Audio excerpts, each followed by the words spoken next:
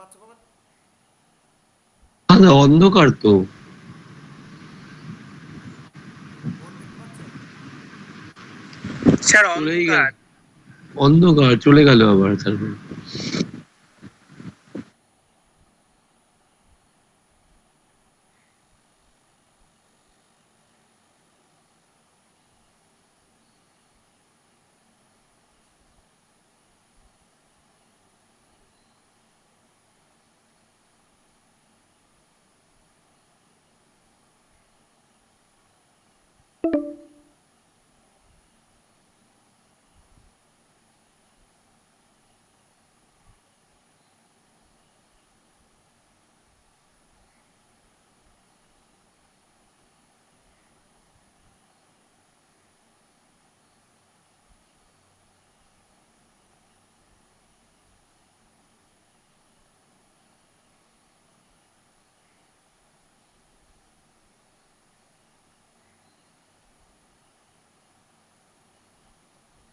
আচ্ছা,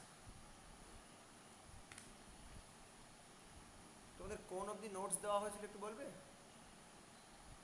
স্যার কোনো ওয়ার্কশিট তো পাইনি আমরা। গত দিনের ওয়ার্কশিট পাওনি তাই তো? না, ওয়ার্কশিট পাইনি, প্র্যাকটিস করবো ভাবলাম তো কিছু পাইনি। আচ্ছা, ওয়ার্কশিট কালকে পরশু দিনের মধ্যে পেয়ে যাবে। স্যার ওয়ার্কশিটটা দিলে মানে ভালো লাস্ট হয় আর কি, লাস্ট মানে কোনটা অবধি পেয়েছো একটু বলো তো আমায়, নোটস আর ওয়ার্কশিট? টোটাল দুটো নোটস পেয়েছো তাই তো? হ্যাঁ স্যার। আচ্ছা, মানে 3 নম্বর নোটসটা দেওয়া হয়নি, 3 নম্বর ওয়ার্কশিটটাও পাওনি। মানে আগের দিনের যে ক্লাসটা হলো তার ওয়ার্কশিট পাইনি। তার ওয়ার্কশিট নোট দুটোই পাওনি তাই তো? হ্যাঁ ওকে, আচ্ছা ঠিক আছে, আমি রবিবারের মধ্যে দুটো, এই দিনের নোটসটা এবং আগের আগের দিনের নোটস এবং ওয়ার্কশিট দুটোই পাঠিয়ে দেবো।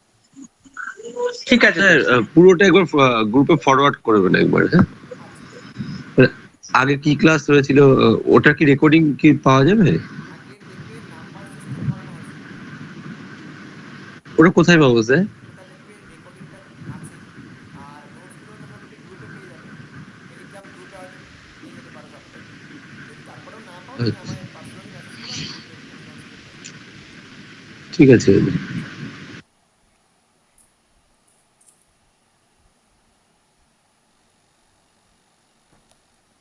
আমরা একটা বড় চ্যাপ্টার একটু করার চেষ্টা করব, সেটা হচ্ছে জিওমেট্রি। যারা প্রাইমারি টেটের জন্য খাটছো বা যারা বিপিএসসির জন্য খাটছো, প্রত্যেকের জন্যই চ্যাপ্টারটা আলাদা আলাদা নামে থাকবে, আলাদা আলাদা বইতে আলাদা আলাদা করে ভাগ করা রয়েছে। আমি যেটা তোমাদের করাবো সেটা দেখবে একসাথে সবটাই, অর্থাৎ টোটাল জিওমেট্রিকে একসাথে করার চেষ্টা করা হচ্ছে।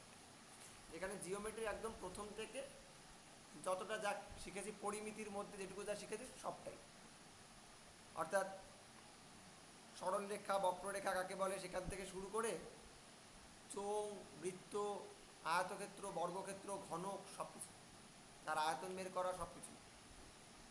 আচ্ছা, তাহলে আমরা একটু শুরু করি। ক্লাসটাকে আমরা মোটামুটি 3টে পার্টে ডিভাইড করব। স্যার, বলো। অ্যালজেব্রাটা শেষ করিয়ে দিলে হতো। অ্যালজেব্রার পার্টটা তো অনেকটাই বড়। মানে জিওমেট্রিটা কি মানে একটু অসুবিধা হয়, পারা যায় না ঠিকঠাক, পরিমিতি তো।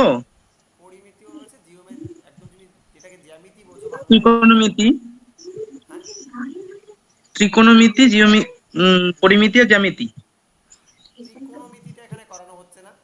এখানে যে পোর্শনটা করানো হচ্ছে জিওমেট্রির মধ্যে, সেখানে হচ্ছে তোমরা ক্লাস 10 অবধি যেটাকে জিওমেট্রি বলে বা জ্যামিতি বলে চিনে এসছো সেই অংশটুকু, তার সাথে যেটা থাকবে সেটা হচ্ছে পরিমিতির যে অংশটুকু তোমরা করে এসছো সেই অংশটুকু।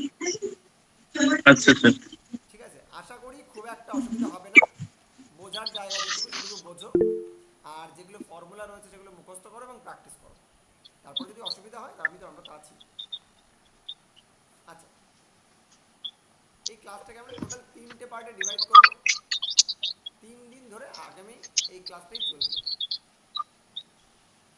আচ্ছা, জিওমেট্রি বলতে এখনো আছে, নেই তার নেই। মাইকটা অফ করে দাও যাদের কাজ লাগছে না। আচ্ছা, একদম শুরুতে চলে আসি। আমরা আজকের দিনের যে জিওমেট্রি শিখছি, অর্থাৎ যে সরলরেখা, বক্ররেখা, স্কয়ার, ট্রায়াঙ্গেল এগুলো আঁকা শিখছি, এর শুরু অনেক আগে থেকে।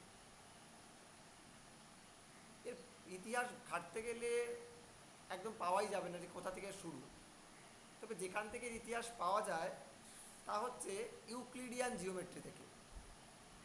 এর আগেও বেশ কিছু ভারতীয় গণিতজ্ঞ জিওমেট্রির একাধিক প্রয়োগ এবং তাদের সূত্রাবলী এবং তাদের গুণাগুণ নিয়ে একাধিক বইতে বর্ণনা করেছেন।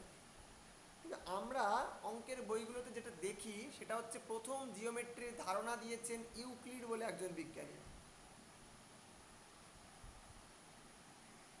ইউক্লিড, একে আমরা বলি ইউক্লিডিয়ান জিওমেট্রি। ইউক্লিডিয়ান জিওমেট্রি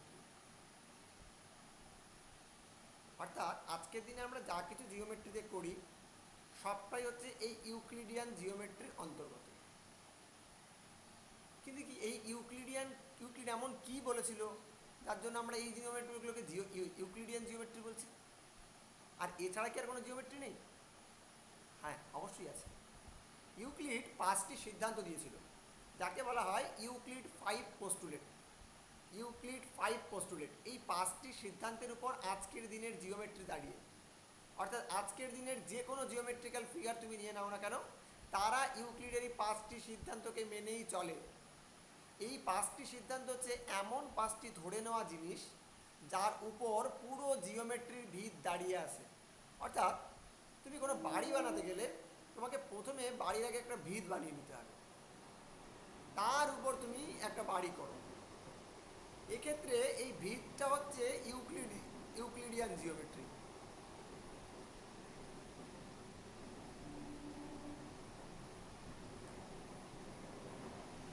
এই ভিতটাই হচ্ছে এক্ষেত্রে ইউক্লিডিয়ান জিওমেট্রি। এই ইউক্লিডিয়ান জিওমেট্রির 5টি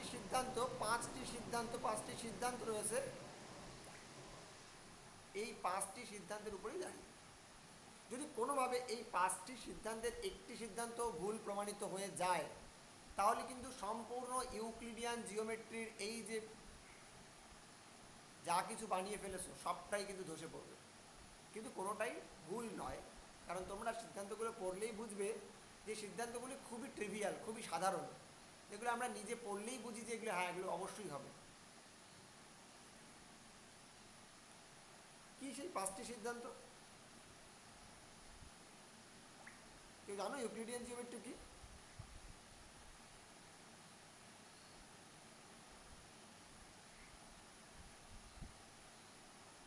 ক্লাস 7 বা 8 বইতে কিন্তু রয়েছে ইউক্লিডিয়ান জিওমেট্রি কি জিনিস। কেউ আগে কোনোদিন নাম শুনেছো? হ্যাঁ, ইউক্লিডকে জ্যামিতির জনক বলা হয়। হ্যাঁ ঠিক, ইউক্লিডকে জ্যামিতির জনক বলা হয়। কিন্তু কেন বলা হয়, তিনি কি করেছিলেন, কি বলেছিলেন সেটা তো জানতে হবে।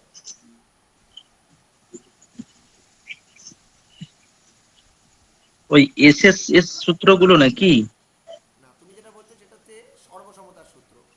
এস এস এস, হ্যাঁ, এস এ এ, আর এ এ এস। এস।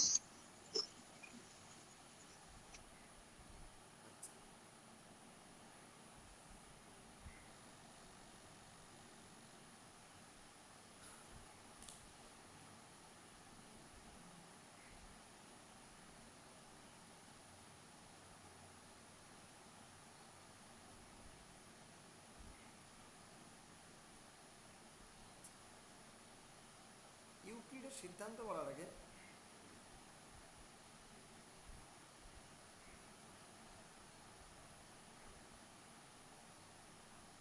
ইউক্লিডের সিদ্ধান্ত বলার আগে একটা জিনিস বলে নিই যে বিন্দু সম্পর্কে তো তোমরা প্রত্যেকে জানো। এইটাকে আমরা বলি বিন্দু। এই ছোট্ট ডট জিনিসটাকে আমরা বলি বিন্দু। এর দৈর্ঘ্য নেই, প্রস্থ নেই, উচ্চতাও নেই, কোনোটাই কিন্তু এর নেই। অর্থাৎ এর ডাইমেনশনলেস, অর্থাৎ এর কোনো ডাইমেনশন নেই। ডাইমেনশন কোনগুলো?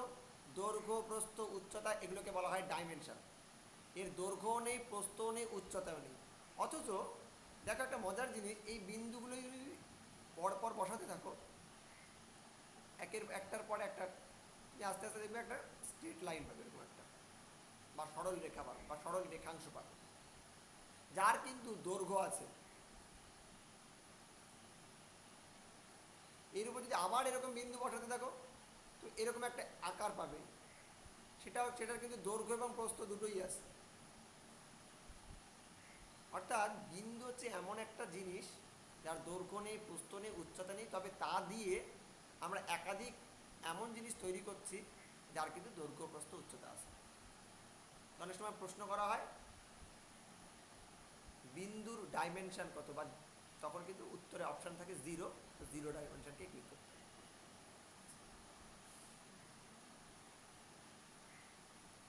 ইউক্লিড তার 5টি সিদ্ধান্ত দিয়েছেন।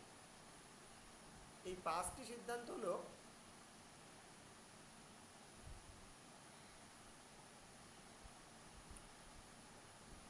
তিনি বলছেন যদি যে কোনো দুটো বিন্দু নাও, এই দুটো বিন্দুগামী যে কোনো একটি সরল রেখা অঙ্কন করা যাবে। কি বলেছিল? যদি দুটো বিন্দু নাও তবে ওই দুটো বিন্দুগামী একটি মাত্র সরল রেখাই অঙ্কন করা যাবে। ঠিক আছে? যদি যে কোনো একটা বিন্দু দিয়ে অসংখ্য সরল রেখা অঙ্কন করা যেতে পারে।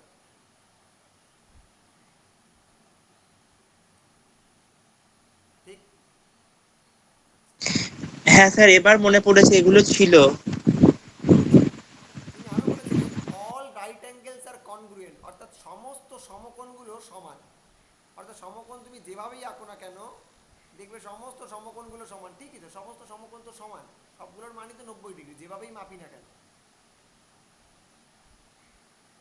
আরো বলেছিলেন যে যদি একটা সরল রেখা দেওয়া থাকে এবং তার সাথে একটা বিন্দু দেওয়া থাকে, তাহলে এই সরল রেখাটার সমান্তরাল করে এই বিন্দুগামী যে কোনো একটি সরল রেখা অঙ্কন করা যাবে।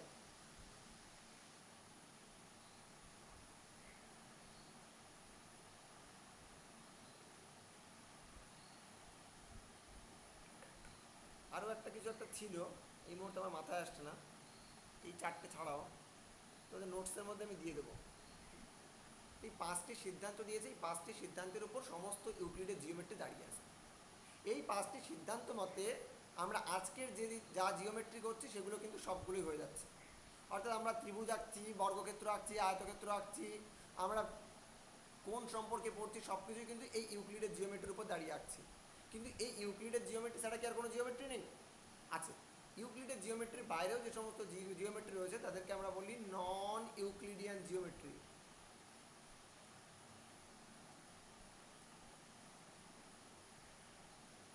নন ইউক্লিডিয়ান, তাহলে কাদেরকে আমরা বলবো নন ইউক্লিডিয়ান জিওমেট্রি? যে সকল জিওমেট্রি ইউক্লিডের এই 5টি সিদ্ধান্ত মেনে চলে না তাদেরকে আমরা বলবো নন ইউক্লিডিয়ান জিওমেট্রি। আমরা নন ইউক্লিডিয়ান জিওমেট্রি সম্বন্ধে এখানে বেশি কিছু পড়বো না, কারণ আমাদের সিলেবাসে এগুলো নেই। আমাদের সিলেবাসে এটুকুই আছে, ক্লাস 10-এর সিলেবাস অবধি, যে নন ইউক্লিডিয়ান জিওমেট্রি জাস্ট একটা ধারণা অবধি, তারপর থেকে আর কিছু নেই। যদি কারোর ব্যক্তিগত ইন্টারেস্ট থাকে তো সে আলাদা করে পড়তেই পারো। আচ্ছা, তাহলে নন ইউক্লিডিয়ান জিওমেট্রি কোনগুলো? যারা ইউক্লিডের এই 5টি সিদ্ধান্তকে মেনে চলে না।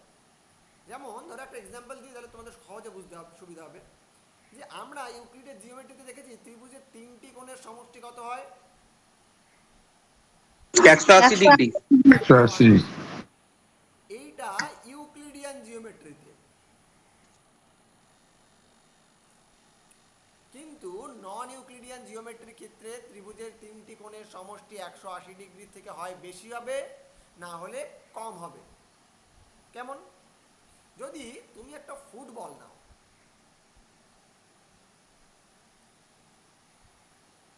এই ফুটবলের উপর একটা ত্রিভুজ আঁকো,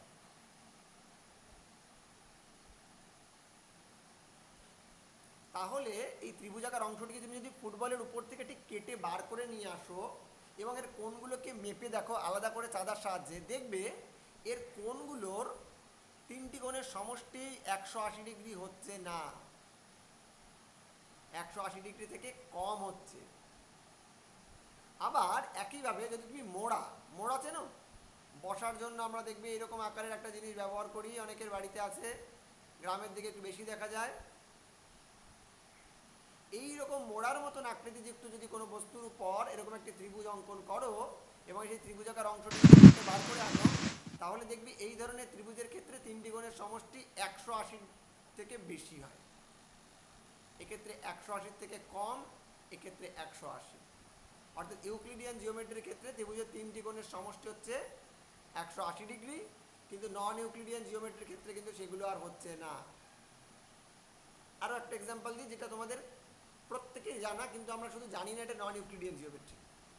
ইউক্লিডিয়ান জিওমেট্রিতে বলছিল যে কোনো একটি সরলরেখার সমান্তরাল করে কোনো একটি বিন্দুগামী একটি সরলরেখা অঙ্কন করা যাবে। কোনো একটা সরলরেখার সমান্তরাল করে কোনো বিন্দুগামী একটি সরলরেখা অঙ্কন করা যাবে। এটা কি সব ক্ষেত্রে সত্যি?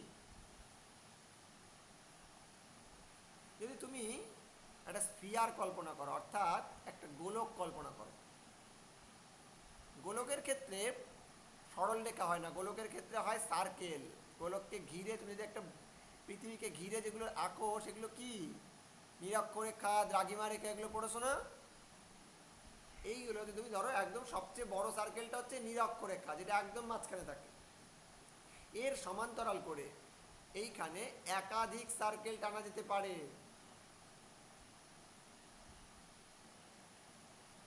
এটা কিন্তু ইউক্লিডিয়ান জিওমেট্রি নয়। অর্থাৎ আমরা জিওমেট্রি যেটা ম্যাথামেটিক্সের ক্লাসে শিখি সেটা সবই ইউক্লিডিয়ান জিওমেট্রি, কিন্তু যেটা জিওগ্রাফির ক্লাসে শিখি সেগুলো কিন্তু সবই নন ইউক্লিডিয়ান। অর্থাৎ এই যে দ্রাঘিমাংশ, অক্ষাংশ, এগুলো যা কিছু পড়েছি সবই কিন্তু নন ইউক্লিডিয়ান জিওমেট্রির পার্ট। এটুক গেল হচ্ছে জিওমেট্রির একদম তাত্ত্বিক ধারণা যে জিওমেট্রি এসছে করতে থেকে। তা আমরা স্যার বলো। বলছি, হ্যাঁ, ওই ইউক্লিডের 5টা যে সিদ্ধান্ত বললেন, ওই 5টা কি কি হলো একটু আরেকবার বলুন।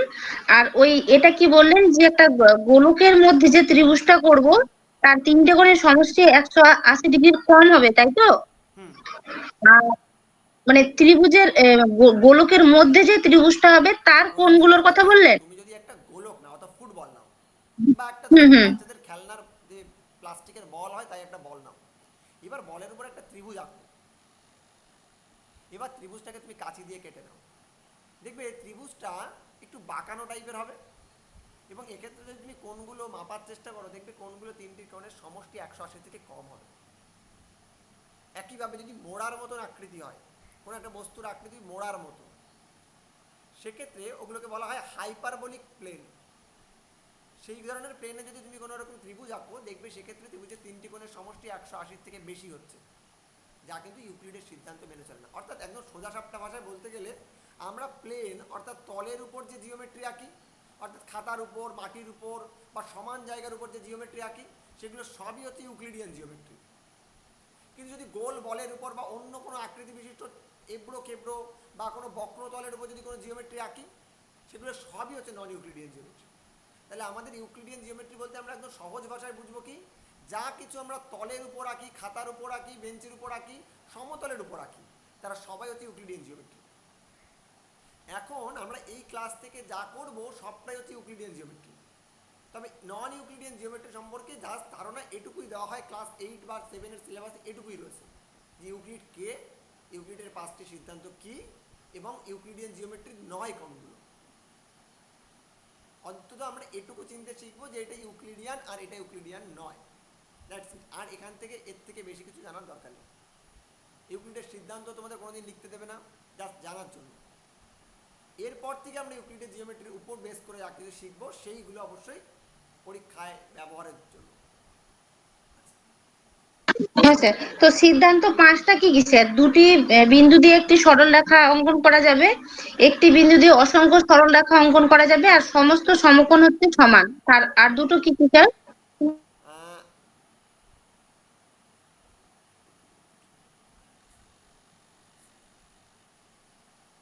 একাধিক জায়গায় এই ইউক্লিডের সিদ্ধান্ত কিন্তু এক এক রকম লেখা রয়েছে। ক্লাস 8-এর বইতে দেখবে একরকম রয়েছে, এনসিইআরটির বইয়ের একরকম রয়েছে।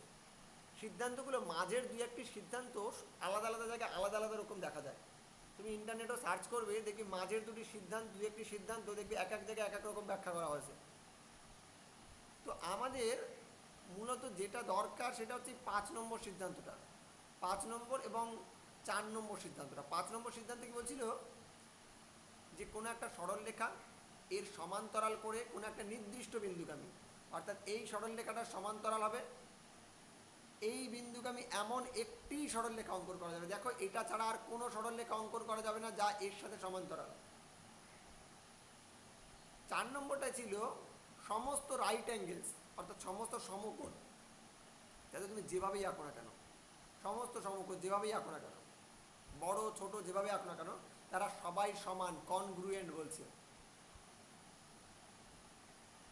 তারা প্রত্যেকেই সমান। আর এছাড়া যেগুলো রয়েছে সেটা হচ্ছে বলছে যে কোনো দুটি বিন্দুগামী একটি মাত্র সরলরেখা অঙ্কন করা সম্ভব। অর্থাৎ এই একটি বিন্দু দিচ্ছি, এই একটি বিন্দু, এই দুটো বিন্দু দিয়ে যে কোনো একটি মাত্র সরলরেখা অঙ্কন করা সম্ভব, এর থেকে আর বেশি সরলরেখা অঙ্কন করা সম্ভব নয়।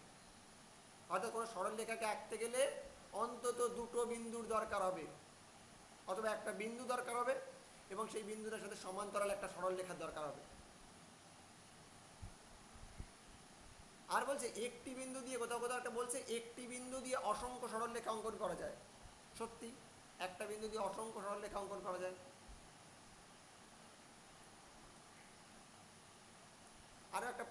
আরো একটা সিদ্ধান্ত আছে, কিছু আমার মনে পড়ছে না, তোমার ক্লাস 8-এর বা 7-এর বইতে দেখবে, ওখানে হয়তো কিছুটা আছে, বা আমি নোটসে পেলে আমি দিয়ে দেবো।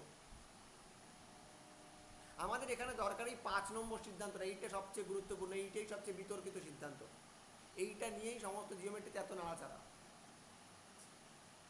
এবার আসি আমাদের কাজের জায়গায়। প্রথমে আমরা জানলাম পয়েন্ট কি।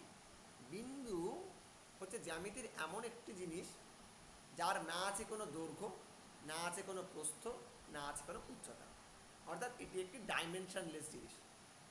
কিন্তু বিন্দুগুলি জুড়ে জুড়ে আবার একটি সরলরেখা অঙ্কন করা যায় যা দৈর্ঘ্য রয়েছে, অর্থাৎ যার ডাইমেনশন রয়েছে। এটা একটা খুব মজার জিনিস, যে একটা ডাইমেনশনলেস জিনিস ছিল সেগুলোকে জুড়ে জুড়ে নাকি একটা সরলরেখা অঙ্কন করা গেছে, তার আবার ডাইমেনশন রয়েছে।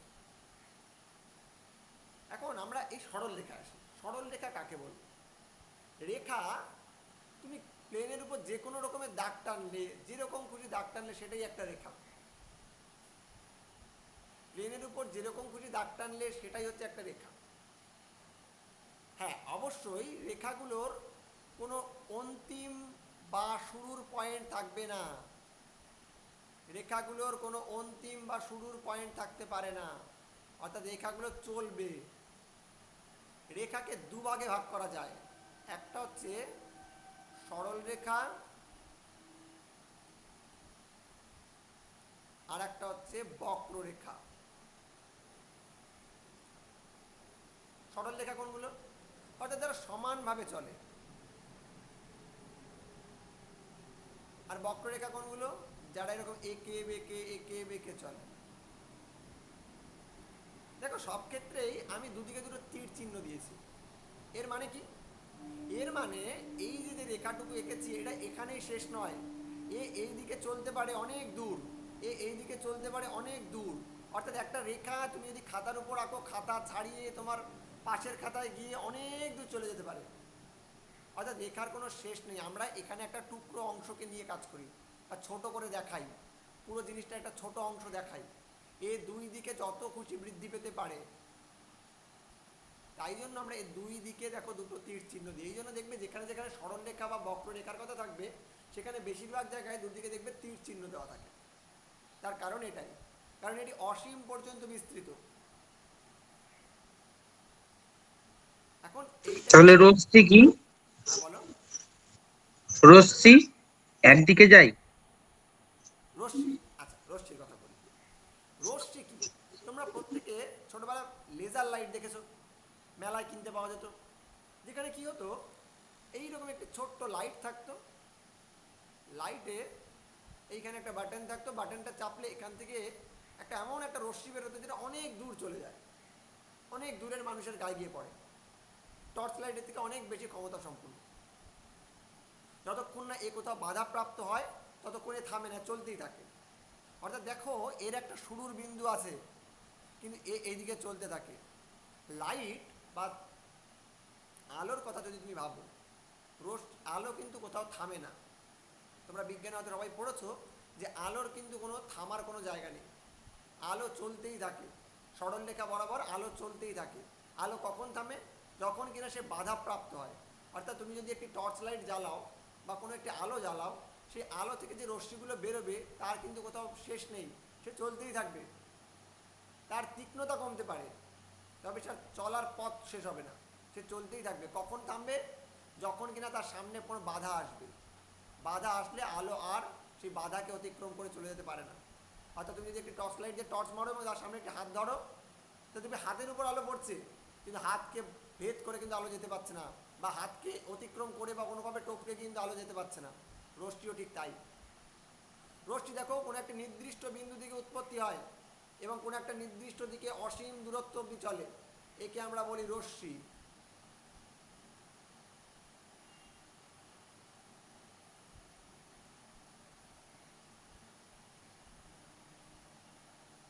অর্থাৎ রশ্মি আর একটা সরলরেখার মধ্যে তাহলে কি পার্থক্য?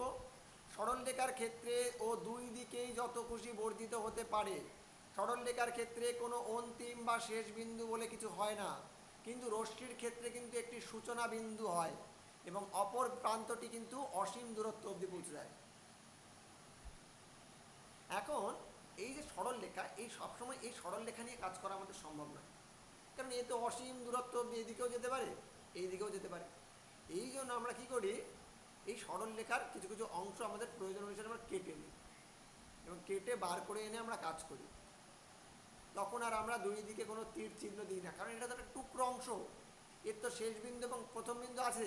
এখানে তো এখানে কেটেছি, এইটা শুরুর বিন্দু, এইটা এর অন্তিম বিন্দু।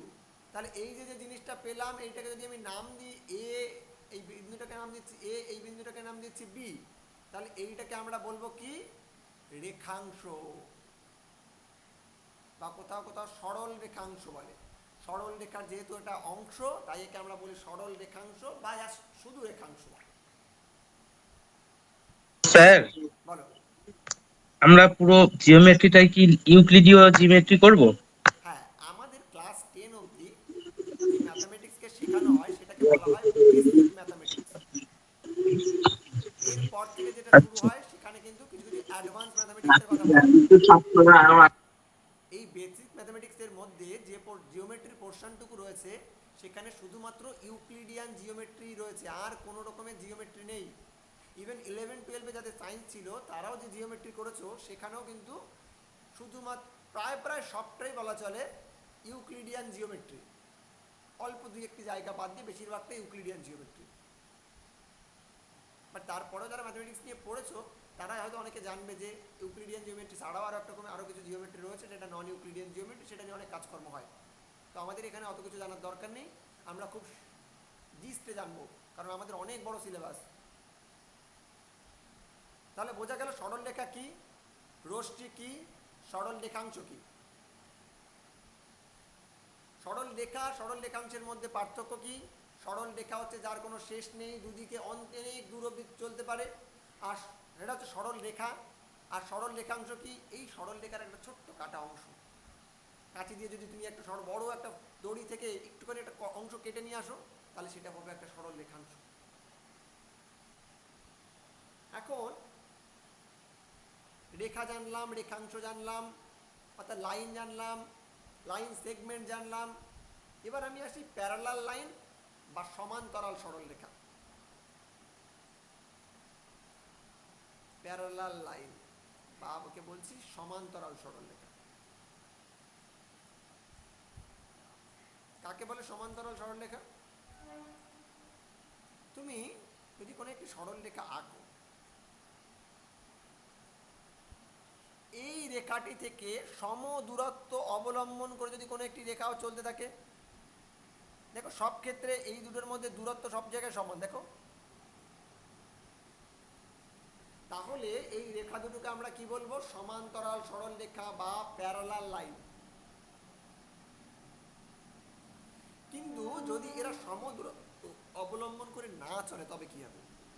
অর্থাৎ তুমি একটি সরল রেখা এভাবে এঁকে দিয়েছো, তোমার বন্ধু এসে বলছে আমি সমান্তরাল করে আঁকবো না, আমি একটু বাকি আঁকবো, তাহলে সে ধরো এইভাবে এঁকে দিয়েছে, তো এ কোথাও না কোথাও গিয়ে তো একে ছেদ করে বেরিয়েই যাবে। তো দুটি সরল রেখা যদি একে অপরকে কোনো একটা বিন্দুতে ছেদ করে তখন তাকে আমরা বলে থাকি ইন্টারসেক্টিং লাইন। ইন্টারসেক্টিং লাইন বা আমরা কি বলি? পরস্পর ছেদি সরল রেখা।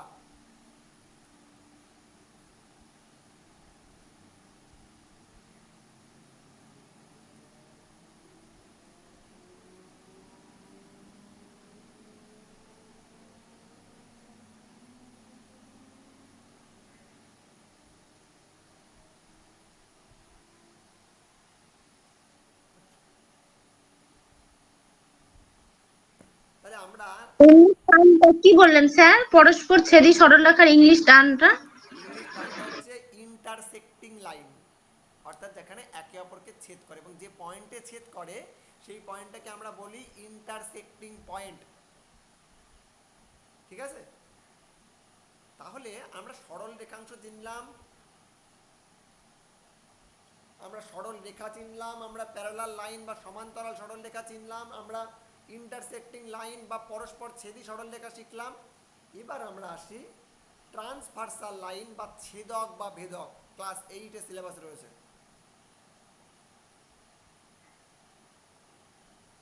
ট্রান্সভার্সাল লাইন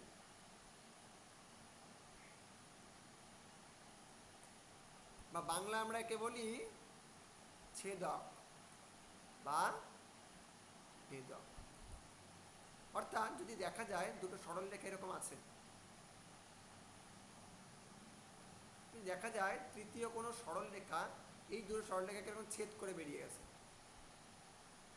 দুটো সমান্তরাল সরল রেখা রয়েছে, যদি দেখা যায় তৃতীয় কোনো সরল রেখা ওই সরল রেখা দুটোকে ছেদ করে চলে গেছে, তখন এই সরল রেখাটিকে আমরা কি বলে থাকি? ছেদক বা ভেদক, বা ইংরেজিতে আমরা বলি ট্রান্সভার্সাল লাইন। ঠিক আছে? এরপরে আরো একটি শব্দ হচ্ছে কনকারেন্ট লাইন বা সমবিন্দু সরল রেখা। এই শব্দগুলো কিন্তু একটু মনে রাখতে হবে, শব্দ দিয়ে কিন্তু এমন ক্লাস টেটের ক্ষেত্রে কিন্তু বেশ কিছু প্রশ্ন করা হয় এই কনকারেন্সি দিয়ে, যেগুলো কিন্তু ধারণাগুলো পরিষ্কার না থাকার কারণে কিন্তু এগুলো হয়ে ওঠে না। আর যারা বিপিএসসি দিচ্ছ তাদের ক্ষেত্রেও কিন্তু এই ধরনের ধারণাগুলো যথেষ্ট গুরুত্বপূর্ণ। ইংলিশ জানি না বলে ভুল হয়ে যায় জানা জিনিস।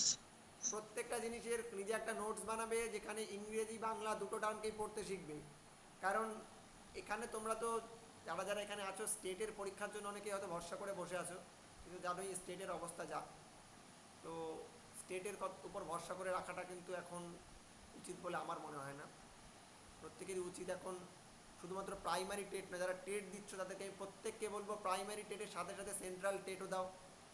ইভেন যারা অন্য চাকরির পরীক্ষা দিচ্ছ স্টেটের চাকরির জন্য বসে থেকো না, যা কিছু পরীক্ষার তার প্রস্তুতি নাও সেন্ট্রালের হয়ে, কারণ স্টেটের আর কি হবে বা আদৌ কিছু হবে কি না এটা কিন্তু বলা মুশকিল।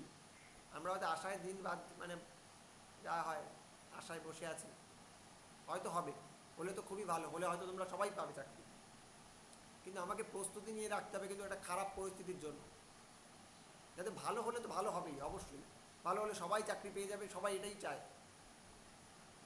কিন্তু যদি খারাপ হয় তাহলে আমি সেই খারাপটা ভেবেও কেন প্রস্তুতি নিচ্ছি না। ওই জন্য আমি প্রত্যেককেই বলবো যারা টেটের জন্য পরীক্ষা দিচ্ছ তারা প্রত্যেকেই সিটেট দেবে বা সেন্ট্রালে যে সমস্ত পরীক্ষা সেগুলোও দেবে, তার জন্য ইংরেজি টার্মগুলো সবগুলোকে মাথায় রাখবে। এবং যারা সেন্ট্রালের জন্য পড়ছো বা বিপিএসসি ইউপিএসসি দিচ্ছ তাদের তো কোনো কথাই নেই, তাদের তো পড়তেই হচ্ছে। ওই জন্য দুটো জিনিসকে প্যারালালি পাশাপাশি রেখে পড়বে, তাহলে দেখবে এমন অনেক ধারণা রয়েছে যেটা তুমি বাংলায় জানো, হয়তো এমন একটা ইংরেজি টার্ম দিয়েছে তুমি জানো না, জাস্ট হয়তো তোমার টার্মটা বলা মাত্র তুমি ও আচ্ছা এটা তুমি জানতাম। অর্থাৎ যদি যখন নিজে একটা নোটস বানাবে যেখানে তুমি তোমার মতন করে লিখবে, যেখানে যার বাংলা দরকার তার বাংলা লিখবে, যেখানে যে ইংলিশটা লিখে রাখা দরকার ইংলিশটা লিখবে।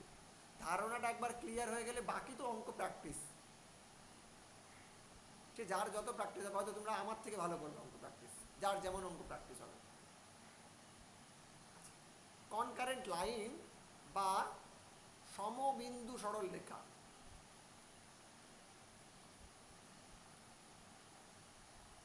আমরা ইউক্লিডের সিদ্ধান্তের একটা সিদ্ধান্তে কোথাও কোথাও লেখা থাকে যে কোনো একটা বিন্দুগামী অসংখ্য সরল রেখা অঙ্কন করা যায়। এটা ঠিক তাই। কনকারেন্ট লাইন বলতে বোঝায় একটি নির্দিষ্ট বিন্দু দিয়ে যখন অসংখ্য সরলরেখা পাস করে, একটা নির্দিষ্ট বিন্দু দিয়ে যখন অসংখ্য সরলরেখা পাস করে তখন এই সরলরেখাগুলোকে বলা হয় কনকারেন্ট লাইন বা সমবিন্দু সরলরেখা। সমবিন্দু মানে কি? একই বিন্দু দিয়ে যাচ্ছে, এই নির্দিষ্ট বিন্দু, এই দেখো এই একটা বিন্দু দিয়ে সবাই গেছে, এটা সবার জন্য কমন, তাই একে আমরা বলি কনকারেন্ট লাইন বা সমবিন্দু সরলরেখা।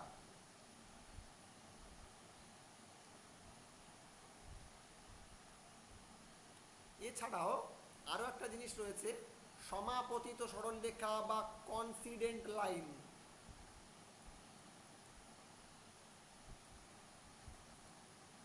বা সমাপতিত কি? এই সমাপতিত সরলরেখা, ধরো এই একটা সরলরেখা তুমি এঁকে দিয়েছো, সরলরেখাটার নাম দিচ্ছি এবি। এখন তোমার ভাই সেও একটা সরলরেখা এঁকেছে, সে এঁকে বলছে দেখো আমার সরলরেখাটার নাম সিডি। এবার আমি যদি এই সরলরেখাটা তুলে এনে ঠিক এর উপর বসিয়ে দিই, তাহলে এই সি পয়েন্ট এখানে আসবে, ডি পয়েন্ট এখানে আসবে। দেখো এইটাকে তুলে আমি এর উপর বসিয়ে দিতে পারলাম, অর্থাৎ একটা সরলরেখাকে ঠিক আর একটার উপর বসিয়ে দেওয়া যেতে পারে। তখন এই দুটো সরলরেখাকে আমরা বলি কি? কোইন্সিডেন্ট লাইন বা সমাপতিত সরলরেখা। যখন একটা সরলরেখা এসে ঠিক আর একটা সরলরেখার উপর আপতিত হয় তখন তাকে আমরা বলি কোইন্সিডেন্ট লাইন। স্যার একটু এটা আরেকবার বলুন না, লাস্টেরটা। ধরো এই একটা সরলরেখা আছে, অনেক বড় সরলরেখা, মানে তো তার কোনো শেষ নেই। তুমি তোমার বন্ধুকে বলো তো, সেও একটা সরলরেখা এঁকে দিয়েছে, সেই সরলরেখাটা এঁকেছে সিডি। এখন তুমি যদি এই সরলরেখাটাকে তুলে এনে ঠিক এর উপর বসিয়ে দাও, তাহলে কি হবে? ঠিক এর উপর বসে পড়বে। অর্থাৎ একটা লম্বা দড়ি নিয়েছো, তোমার বন্ধুর কাছে একটা লম্বা দড়ি আছে, তুমি ওই লম্বা দড়িটা কিনে তোমার ঠিক দড়ির উপর পুরো বসিয়ে দিয়েছো লম্বালম্বি ভাবে, তাহলে কিরকম দেখতে হবে? এইরকম না? এটি সিডি। তখন এই একটা সরলরেখা তাহলে কি হচ্ছে? আর একটা সরলরেখার উপর এসে পড়ছে, অর্থাৎ আপতিত হচ্ছে, তাই এর নাম দিচ্ছি সমাপতিত সরলরেখা, বা ইংরেজিতে আমরা কি বলছি? Coincident line. আচ্ছা, এখন একটু আগেই আমরা একটা জিনিস পড়েছি, ইন্টারসেক্টিং লাইন, অর্থাৎ একটা সরলরেখা আর একটা সরলরেখাকে ছেদ করে চলে গেছে। ক্লাস 8-এর ধারণা, দুটো সরলরেখা যখন পরস্পরকে ছেদ করে তখন ছেদকের বিপরীত পার্শ্বে কিছু কোণ তৈরি হয়। এই একটা কোণ, এর নাম দিচ্ছি 1, এই নাম দিচ্ছি 2, এই নাম দিচ্ছি 3, এই নাম দিচ্ছি 4। এটা দুটো সরলরেখা যখন পরস্পরকে ছেদ করে এই 4খানা কোণ উৎপন্ন হয়। এই কোণগুলোর মধ্যে কিছু সম্পর্ক রয়েছে। কি সম্পর্ক? দেখো এই বিপরীত দিকের কোণগুলো, এই একটি কোণ এবং এই একটি কোণ, তুমি যদি মাপো দেখবে এই কোণ দুটো সমান। এবং বলা হয় যে দুটি সরলরেখা যদি একে অপরকে কোনো একটি নির্দিষ্ট বিন্দুতে ছেদ করে তাহলে দু জোড়া বিপরীত কোণ তৈরি হয়। এই দেখো এইটার সাথে এইটা একটা জোড়া, আর এইটার সাথে এইটা এক জোড়া, এদেরকে আমরা বলি বিপ্রতীপ কোণ। এবং এই বিপ্রতীপ কোণগুলো পরস্পর সমান হয়। দুটো সরলরেখা পরস্পরকে ছেদ করলে দেখো দুই পাশে দুটো বিপ্রতীপ কোণ উৎপন্ন হয় এবং বিপ্রতীপ কোণগুলো সমান। যদি আমরা তোমায় এরকম একটা প্রশ্ন দিই, এই দুটো সরলরেখা পরস্পরকে ছেদ করেছে, এই কোণটার মান 70 ডিগ্রি, এই কোণটার মান 70 ডিগ্রি, তাহলে বলো এই কোণটা আর এই কোণটার মান কি হবে? এই কোণটাকে আমি নাম দিচ্ছি 1 নম্বর কোণ, এই নামটাকে দিচ্ছি 2 নম্বর কোণ। বলো।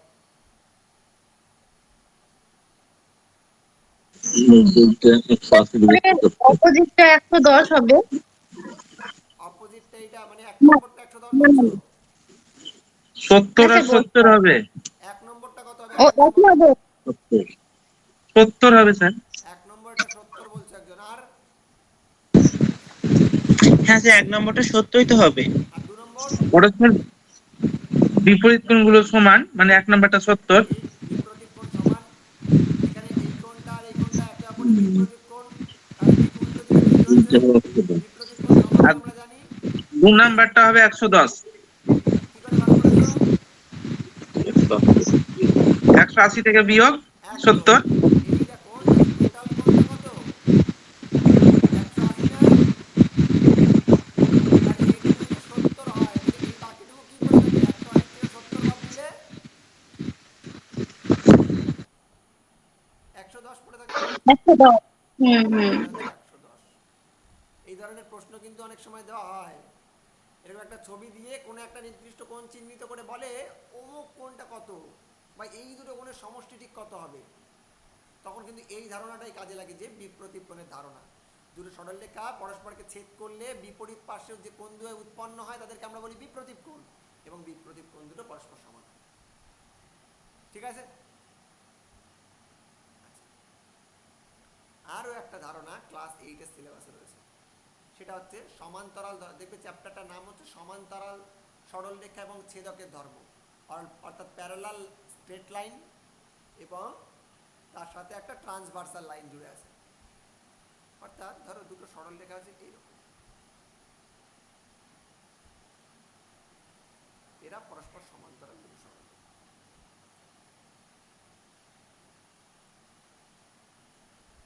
এবং একটা সরলরেখা আছে যে এখানে ছেদ করে গেছে।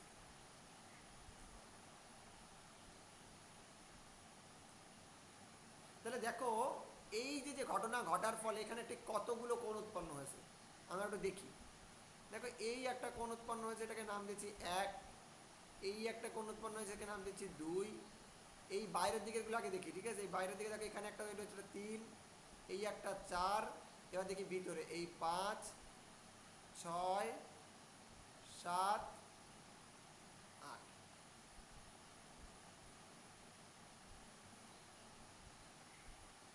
এই কোণগুলো কার কি নাম এবং এদের মধ্যে সম্পর্কটা কি সেটা এখন জানা দরকার।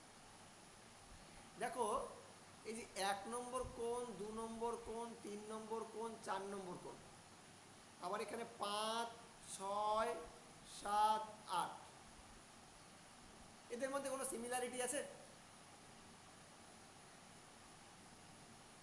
কোনো সাদৃশ্য দেখতে হ্যাঁ পাচ্ছ? স্যার, বলো তো। এগুলো অন্তস্থ কোণ আর বহিস্থ কোণ। কোনটাকে অন্তস্থ বলছো আর কোনটাকে বহিস্থ? যেগুলো ভিতরে আছে, অর্থাৎ এই মানে 4 1 7, থেকে 6। 4 যে কোণগুলো নিয়েছি, অর্থাৎ এই দেখো বাইরের 4 দিকে আর যে 1, হ্যাঁ এগুলো বহিস্থ। একদম 8, 5, 3, 7 এগুলো হচ্ছে যে তিনটা হবে না, কোণগুলো 6, বাইরের দিকে 7 তৈরি হয়েছে তাদেরকে আমরা কি বলছি? বহিস্থ কোণ। আর যারা ভিতরের দিকে তৈরি হয়েছে তাদেরকে আমরা বলবো অন্তস্থ কোণ। এখন আর কি কোনো সম্পর্ক আছে এদের মধ্যে?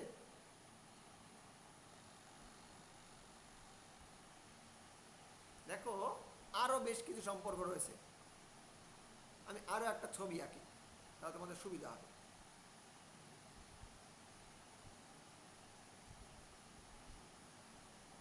দেখো, এই যে বাইরে থাকা যে কোণটা, যেটাকে আমি নাম দিয়েছিলাম 1 নম্বর, এবং এই ভিতরে থাকা কোণটা যেটাকে আমি নাম দিয়েছিলাম 5 নম্বর, এরা ঠিক একই রকম দেখতে না?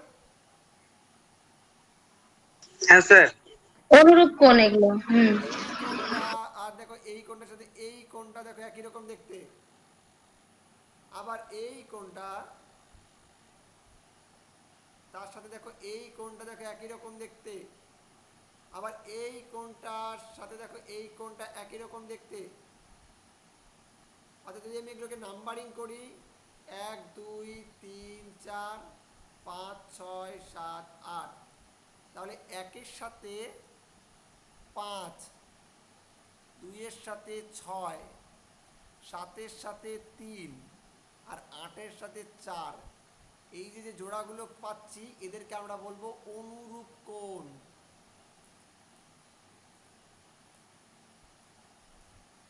কি পাবো এগুলো? অনুরূপ কোণ। আর প্রমাণ করা যায় এই রকম ক্ষেত্রে এই অনুরূপ কোণগুলো হয়ে থাকে সমান। অতি সহজ একটা প্রমাণ রয়েছে, তাদের দেখানো যায় যে অনুরূপ কোণটা হচ্ছে সমান। আমরা এখানে প্রুফের মধ্যে যাব না, কারণ প্রুফ নিয়ে আমাদের এখানে মাথা ব্যথা করে কোনো লাভ নেই। যদি কারোর এমনি কোষে দেখার ইচ্ছা হয় সে কোষও, যদি না হয় আমায় পার্সোনালি মেসেজ করে আমি করে দেখিয়ে দিই। তবে এখানে আমরা প্রুফের মধ্যে যাবো না, দেখবে বই খুলে দেখবে একটা ছোট্ট 2 লাইনের 3 লাইনের প্রুফ রয়েছে সবই।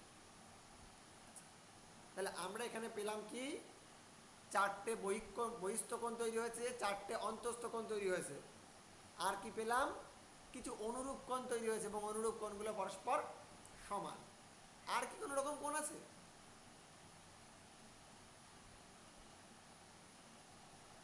আরও এক রকমের কোণ রয়েছে। দেখো এই কোণটা আর এই কোণটা একই কোণ।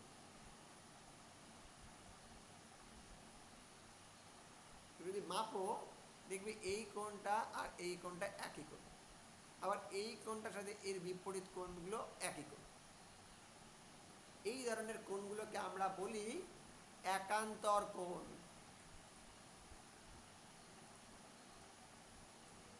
অর্থাৎ দুটি সরলরেখা, দুটি সমান্তরাল সরলরেখাকে একটি ছেদক বা একটি ভেদক যদি ছেদ করে, তো ছেদকের বিপরীত পার্শ্বে যে দুটি অন্তস্থ কোণ উৎপন্ন হয়, দেখো এইটা ছেদক, আমার ছেদকের বিপরীত পার্শ্বে যে দুটি অন্তস্থ কোণ উৎপন্ন হয়েছে এটার সাথে এটা, আবার যদি আমি এটাকে ভাবতাম তাহলে ছেদকের দেখো এইখানে একটা, ঠিক তার বিপরীত পাশে একটা, এ আর এ তাহলে একান্তর, আর এর সাথে এ হলো একান্তর।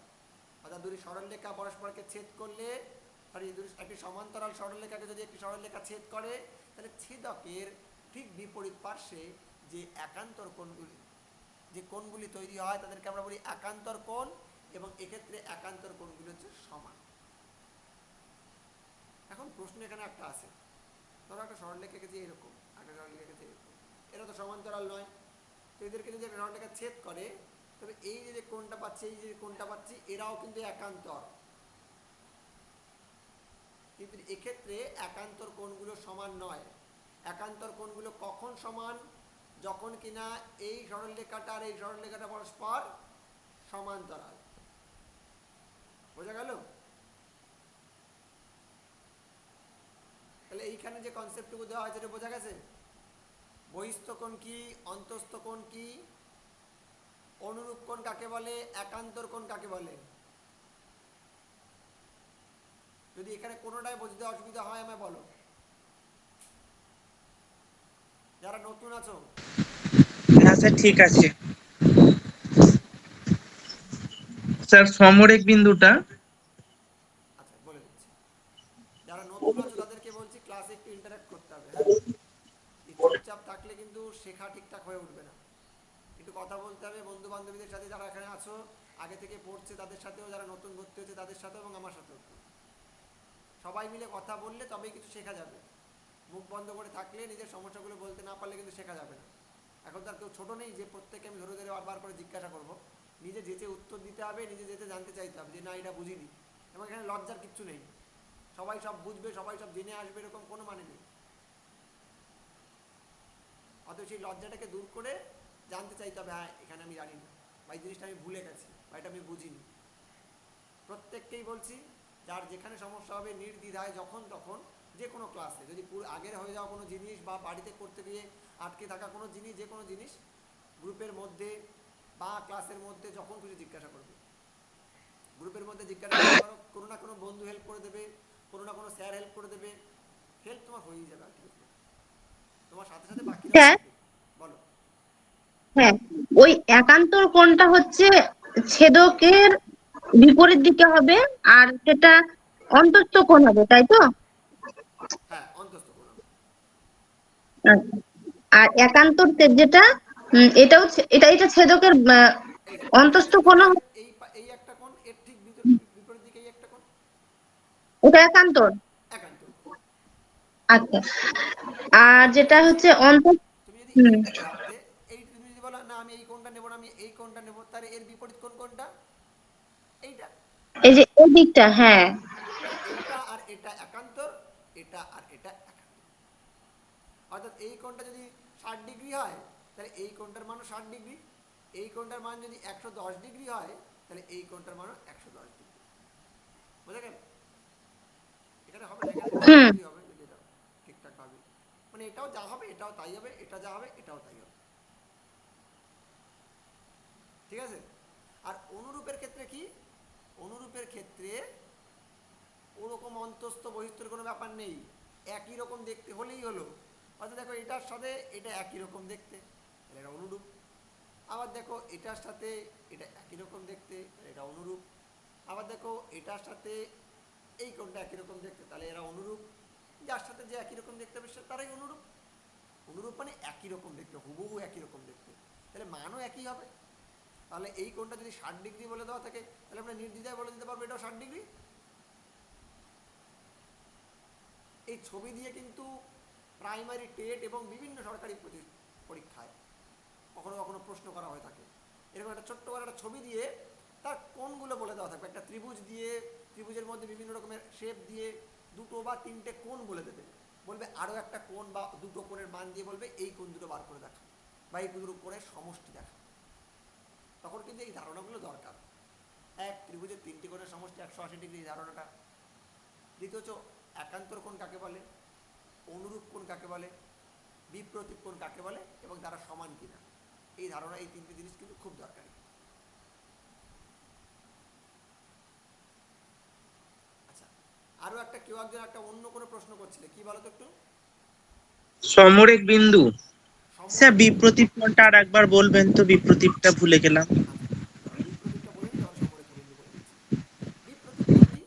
ধরো একটা সরলরেখাকে একটা সরলরেখা ছেদ করেছে, তাহলে দেখো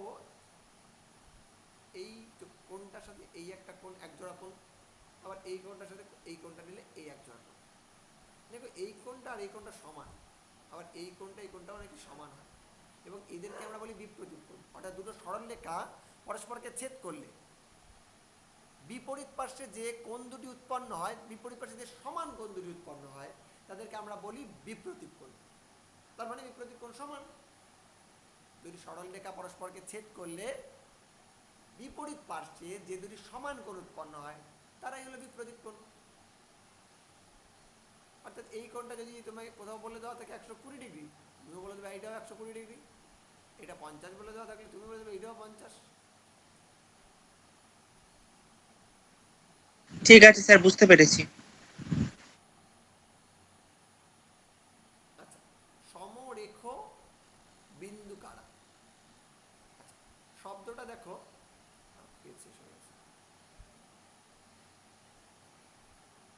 দেখো শব্দটার মধ্যেই জিনিসটা লুকিয়ে আছে। সমরেখ, সমরেখ, সম মানে কি? সমান বা একই। একই। রেখ মানে কি? রেখা, অর্থাৎ একই রেখার উপর আছে যা। আর কি বলছিল? সমরেখ বিন্দু, একই রেখার উপর যে সমস্ত বিন্দু রয়েছে তাদেরকে আমরা বলবো সমরেখ বিন্দু। অর্থাৎ আমরা একটা জিনিস বললাম প্রথমেই যে বিন্দু হচ্ছে যার দৈর্ঘ্য নেই, প্রস্থ নেই, উচ্চতাও নেই, কিন্তু এই বিন্দুগুলোকে জুড়ে জুড়ে, অসংখ্য বিন্দু জুড়ে জুড়ে সরল রেখা বা সরল রেখাংশ তৈরি করা হয়েছে।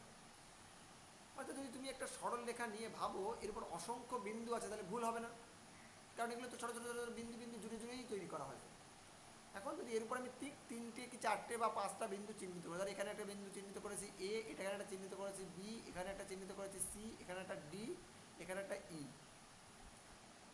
তাহলে এই যে যে বিন্দুগুলো এরা সবাই কি একই রেখার উপর অবস্থিত, অর্থাৎ সমরেখার উপর অবস্থিত, তাই এই বিন্দুগুলোকে আমরা বলবো সমরেখ বিন্দু। যে সকল বিন্দু একই রেখার উপর অবস্থিত তাদের আমরা বলবো সমরেখ বিন্দু। ঠিক ঠিক আছে তো? স্যার ইংলিশ টার্মটা, বলো। ইংলিশ টার্মটা কি হবে? এর হচ্ছে সমরেখ নাম। মানে স্যার একটা সরলরেখার উপরে অসংখ্য যদি বিন্দু থাকে তখন তখন তাকে ওকে সমরেখ বিন্দু বলবো। নর্মালি তো একটা সরলরেখার উপর অসংখ্য আচ্ছা। যখন যদি কাজ করি না, হয়তো আমার কোথাও কোথাও দরকার হচ্ছে 3টে বিন্দু বা 4টে বিন্দু বা 2টো বিন্দু বা 3টে বিন্দু। তো এই যে যদি দেখি 3টে বিন্দু নিয়ে আমাদের কাজের যে 3টে বিন্দু বা 4টে বিন্দু সেই নিয়ে দেখি তারা একই লাইনের উপর এসে পড়ছে, তখন তাকে আমরা বলি অবশ্যই তারা সমরেখ বিন্দু।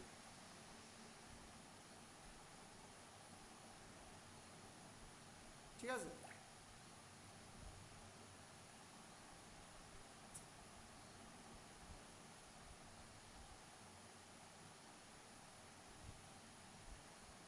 এবার আসি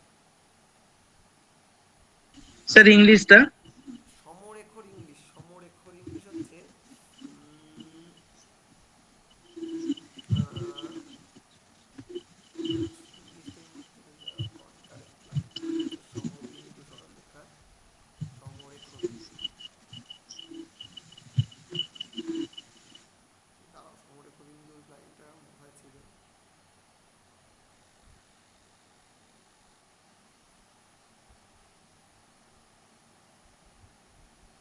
দাঁড়াও বলছি, একটু মাথা আসলে বলছি। ঠিক আছে স্যার। আচ্ছা, যেটা বলছি এরপরে যেটা আছে সেটা হচ্ছে লাইন বললাম, ইয়ে বললাম, ঠিক আছে।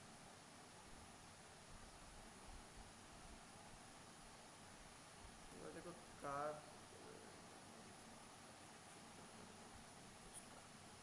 আচ্ছা এরপরে আমরা আসি কিছু কার্ভ।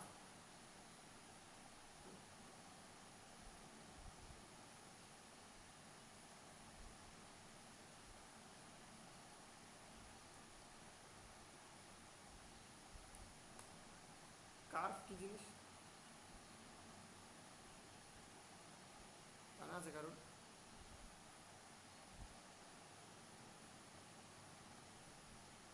কার্ভ মানে বোঝায় নর্মালি কার্ভ লাইন, অর্থাৎ বক্ররেখা। ঠিক আছে? এখন দেখো বক্ররেখা তো অনেক রকম হতে পারে, এইরকম একটা বক্ররেখা। কার্ভ বলতে বোঝানো না হলে বক্র। কার্ভ মানে কি? কোনো একটা জিনিস কার্ভ মানে কি বলি, বক্র, ও বাঁকা, বেঁকে আছে এরকম। এখানে জিওমেট্রিতে কার্ভ বলতে বোঝানো হয় মূলত কার্ভ লাইন বা কার্ভ সারফেস বা কার্ভ স্পেস এরকম কিছু। আচ্ছা যদি আমি এখানে কার্ভ লাইনকে ভাবি তাহলে বক্ররেখা নিশ্চয়ই জানি। তো এই একটা বক্ররেখা এঁকেছি, এ তো এইদিকে চলতে থাকবে, আবার এও এইদিকে চলতেই থাকবে। একে অপরকে কখনো একটা লাইন কেউ কাউকে যেরকম কোনো ছেদ করবে, এরকম কোথাও যেন ছেদ করবে না, এরকম কোনো ছেদ বিন্দু তৈরি হবে না, কারণ এও এরকম লাফিয়ে লাফিয়ে চলছে, এও লাফিয়ে লাফিয়ে চলছে। এখন এই ধরনের কার্ভের ক্ষেত্রে দু রকমের কার্ভ দেখা যায়, একটাকে বলি আমরা সিম্পল কার্ভ, একটাকে বলি, স্যার, বলো। সমরেখ বিন্দুকে কি প্যারালাল পয়েন্টস বলা যেতে পারে ইংলিশে?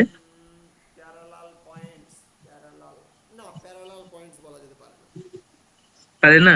না, প্যারালাল বলতে বোঝায় এমন দুটো জিনিস যাদের মধ্যে দূরত্ব সমান। অর্থাৎ আচ্ছা তুমি যদি একটা লাইন নাও, লাইন নিয়ে এখানে একটা পয়েন্ট নাও, ঠিক এর থেকে সম দূরত্বে এখানে একটা পয়েন্ট নাও, ঠিক সম দূরত্বে এখানে একটা পয়েন্ট নাও, তাহলে তুমি বলতে পারো প্যারালাল পয়েন্ট। কিন্তু তো নাই হতে পারে সম দূরত্বে। আমি এখানে একটা পয়েন্ট নিয়েছি, এখানে একটা পয়েন্ট নিয়েছি, আবার এখানে একটা পয়েন্ট নিয়েছি, তাহলে কি প্যারালাল পয়েন্ট হবে? না স্যার। তাহলে কিন্তু হবে না।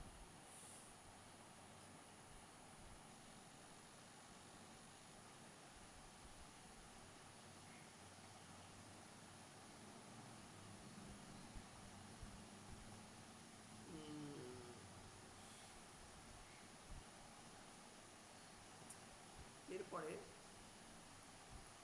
কার্ভ। কার্ভের ব্যাপারে যেটা বলছিলাম, কার্ভ তো অনেক রকমের হতে পারে, কার্ভ হচ্ছে দু রকমের কার্ভ। আমাদের কার্ভ খুব একটা দরকার নেই, তাও জাস্ট এমনি বলছি, মনে একবার শুনে রাখো। কার্ভ হচ্ছে দু রকমের, একটা হচ্ছে সিম্পল কার্ভ, অর্থাৎ যারা জাস্ট যে কোনো রকমভাবে এঁকে বেঁকে চলছে, নিজেদেরকে কখনো ছেদ করে না, মানে কেউ কারোর উপর এসে পড়ে না, মানে চলতে চলতে একই লাইনকে কখনো আবার ছেদ করে বেরোবে না, তাদেরকে আমরা বলি কি সিম্পল কার্ভ। আর যদি দেখা যায় এরকম যেতে যেতে এখানে ছেদ করেছে, আবার যেতে যেতে আবার এখানে ছেদ করেছে, আবার যেতে যেতে এখানে ছেদ করেছে, যেতে যেতে ছেদ করেছে, যদি একাধিক জায়গায় নিজেই নিজেকে কাট করেছে, তাহলে আমরা এগুলোকে তখন আর সিম্পল বলি না, তখন তাকে আমরা বলি নন সিম্পল বা কমপ্লেক্স কার্ভ।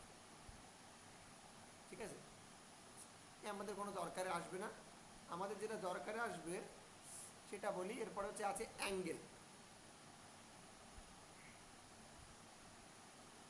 অ্যাঙ্গেল কি জিনিস বা কোণ কাকে বলে? বলছে দুটি সরল রেখা কোনো একটা নির্দিষ্ট বিন্দু থেকে যদি দুটি রশ্মি নির্গত হয়,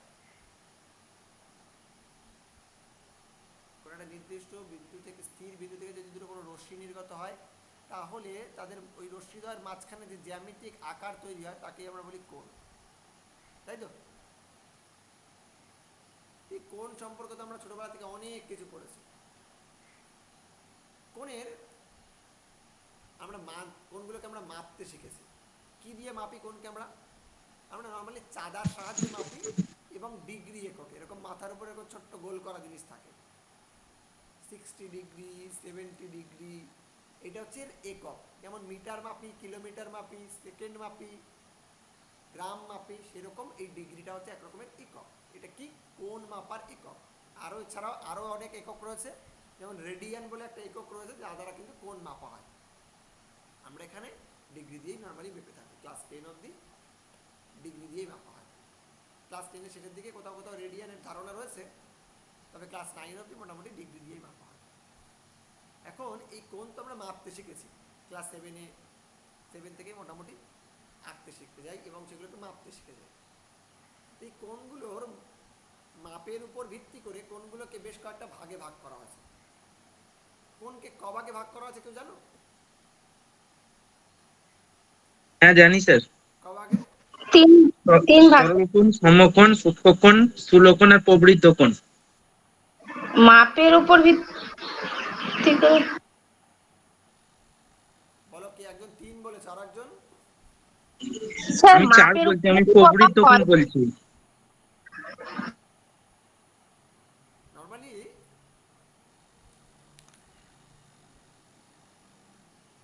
সমকোণ আর প্রবৃদ্ধ কোণ 5 প্রকার না? মোটামুটি তুমি যেটা বলছো এটা ঠিকই বলছো, মোটামুটি 5 প্রকারই বলা চলে। ঠিক, কারণ যে 3 প্রকার বলছে সে যেটার উপর ভিত্তি করে বলছে সেটা হচ্ছে ত্রিভুজের কোণের উপর ভিত্তি করে বলেছে। বাহু, আমি স্যার বাহুটা ধরে নিয়েছি, বাহুর উপর ভিত্তি করে। ও বলেছে যে ত্রিভুজের ক্ষেত্রে তো 3 রকমেরই কোণ হতে পারে, এক সূক্ষ্ম কোণ হতে পারে, এক সমকোণ হতে পারে, আর একটা কি কোণ হতে পারে বলো? আমি বিষমকোণ। স্যার 5 প্রকার বলেছি। হ্যাঁ, এমনি কিন্তু কোণ 5 প্রকারই, কিন্তু ত্রিভুজের ক্ষেত্রে কোণ কিন্তু 3 প্রকার। ত্রিভুজের মধ্যে 3 রকমেরই কোণ হতে পারে, তার থেকে বড়, ওর থেকে অন্য আর বাকি 2 রকমের কোণ কিন্তু ত্রিভুজের মধ্যে হয় না। কেন হয় না সেটাও আমরা দেখব। কোণ, প্রথম কোণটা হচ্ছে আমরা বলি অ্যাকিউট অ্যাঙ্গেল বা সূক্ষ্ম কোণ। অ্যাকিউট অ্যাঙ্গেল বা সূক্ষ্ম কোণ।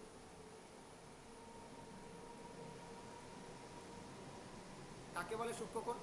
যে সকল কোণের মান 0 ডিগ্রি থেকে বড় তবে 90 ডিগ্রি থেকে ছোট, তাদেরকে আমরা বলি অ্যাকিউট অ্যাঙ্গেল বা সূক্ষ্ম কোণ। 30 ডিগ্রি একটা অ্যাকিউট অ্যাঙ্গেল, অর্থাৎ কোণের মান, কোণকে যদি আমি থিটা বলি তাহলে এই কোণের মানটা হবে 0 ডিগ্রি থেকে বড় তবে 90 ডিগ্রি থেকে ছোট, তখন তাকে আমরা বলবো তাকে অ্যাকিউট অ্যাঙ্গেল বা সূক্ষ্ম কোণ। তাহলে বলো তো 89 ডিগ্রি কোণটা কি সূক্ষ্ম কোণ? হ্যাঁ স্যার, সূক্ষ্মকোণ। আচ্ছা, হ্যাঁ। 101 ডিগ্রি কোণটা কি সূক্ষ্ম কোণ? না, এটা না, স্থূলকোণ। ওটা স্থূলকোণ হবে। ঠিক, স্থূল কোণ হবে। আচ্ছা, সূক্ষ্ম কোণ গেল।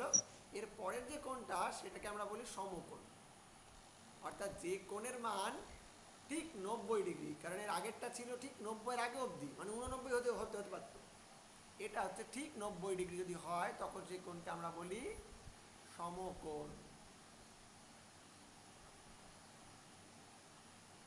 স্যার ইংলিশ টার্মটা কি সমকোণের? সমকোণের ইংলিশ টার্মটা হচ্ছে রাইট অ্যাঙ্গেল। এই জন্য সমকোণী ত্রিভুজকে আমরা বলি রাইট অ্যাঙ্গেল ট্রায়াঙ্গেল। ঠিক আছে, প্রথমটা ছিল অ্যাকিউট অ্যাঙ্গেল বা সূক্ষ্মকোণ, তারপরেরটা হচ্ছে রাইট অ্যাঙ্গেল বা সমকোণ। এরপরেরটা যেটা রয়েছে সেটাকে আমরা বলি অবটিউজ অ্যাঙ্গেল বা স্থূলকোণ। অবটিউজ অ্যাঙ্গেল বা স্থূলকোণ। যে কোণের মান 90 ডিগ্রি থেকে বড় তবে 180 ডিগ্রি থেকে ছোট। যদি কোণটাকে আমি 112 ডিগ্রি বলি তাহলে এটা একটা স্থূল কোণ। অর্থাৎ কোণের মানকে যদি আমি থিটা বলি তাহলে এই থিটার মান কত কত হতে পারে, 180 থেকে কম হতে হবে, আবার 90 এর বেশি হতে হবে। অর্থাৎ যে কোণের মান এই 90 থেকে একটু হলেও বেশি এবং ঠিক 180 আগে শেষ হয়ে যেতে পারে। অর্থাৎ 112 ডিগ্রি, 150 ডিগ্রি, 160 ডিগ্রি এরা সবাই হচ্ছে অবটিউজ অ্যাঙ্গেল বা স্থূল কোণ। এছাড়াও আরো বেশ কিছু কোণ রয়েছে। কি কোণ রয়েছে এর পরেরটা? এই যে সরল কোণ আছে সরল আর প্রবৃদ্ধ কোণ আছে। কোণ আছে, হ্যাঁ। বলছিলাম যে একটা নির্দিষ্ট বিন্দু থেকে দুটো রশ্মি বেরিয়ে যে জ্যামিতিক আকার তৈরি করেছে তাই এটা কোণ। তাহলে এই পাশের যে রশ্মিটা সেটাকে আমি একই জায়গায় রাখছি, আর এই রশ্মিটাকে একবার এখান থেকে সরিয়ে এখানে করেছি, আবার এখান থেকে সরিয়ে একবার এখানে সরিয়ে এখানে করেছি, এখানে এঁকেছি। তাহলে এই কোণটা এবার একে ঘুরিয়ে ঠিক এইরকম জায়গায় নিয়ে আসবো, অর্থাৎ ঠিক এইরকম একটা কোণ বানাবো।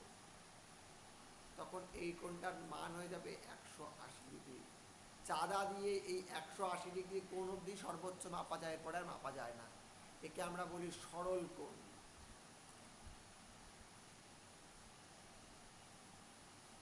বা বলি কি স্ট্রেট অ্যাঙ্গেল।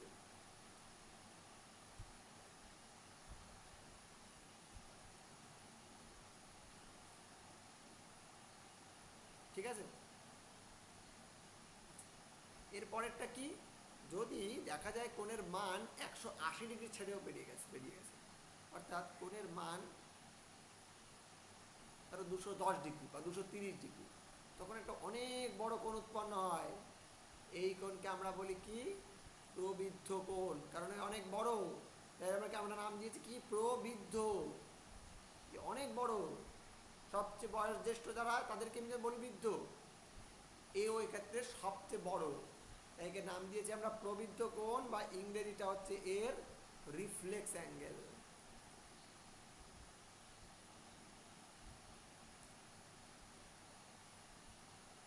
ঠিক আছে,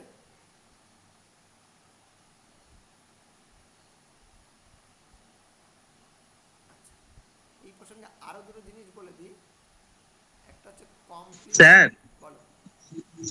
বলছি যখন নোটটা দেবেন ওই অনুরূপ কোণ, বিপ্রতীপ কোণ, এটার ইংলিশ টার্ম গুলো লিখে দেবেন। আমি তো তোমাদের যা দিই সেটা তো ইংরেজি নোটসই দিই।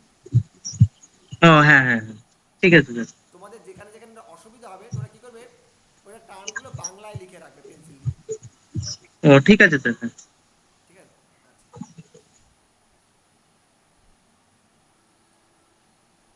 আচ্ছা এখানে টেটের ব্যাচের কে কে আছে একটু বলবে, আমার একটু দরকার ছিল। প্রাইমারি টেটের ব্যাচ থেকে কেউ আছো?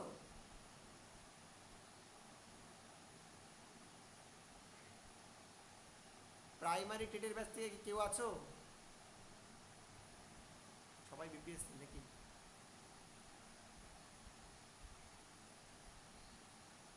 একটু জয়েন করে।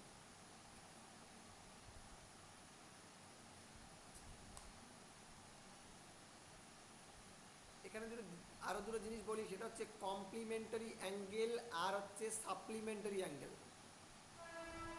কমপ্লিমেন্টারি অ্যাঙ্গেল বা একে আমরা বলি কি একটা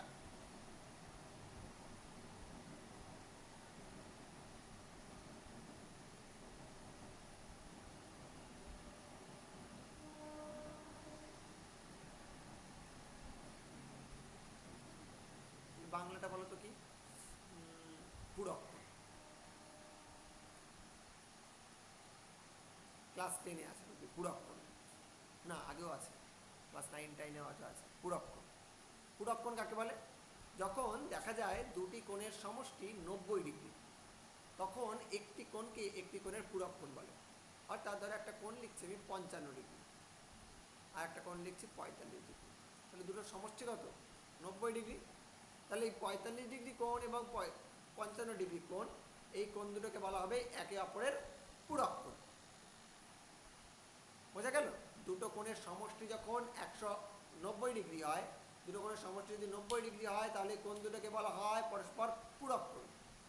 দেখো তো, আমি একটা কোণ বলছি, একটা কোণের মান হচ্ছে 72 ডিগ্রি, তাহলে এর পূরক কোণ কত? 28। 28 ডিগ্রি। 28 কেন? মানে ওই 72 থেকে 8 80, আর এদিকে 10 দুটো 90, হচ্ছে 18 তো, 18 ডিগ্রি। 18 sir, 18 sir. সবাই মিলে তো 28 বললে সবাই, খেয়াল রাখতে হবে। তাহলে এর পূরক কোণ হচ্ছে 18 ডিগ্রি কোণ, তাই তো? এর পূরক কোণ হচ্ছে 18 ডিগ্রি।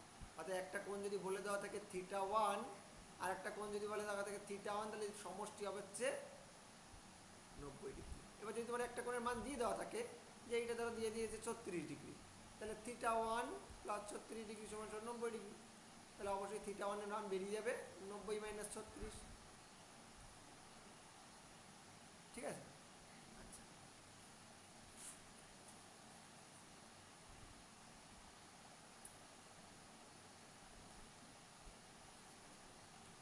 এরপরে যেটা আমরা করব,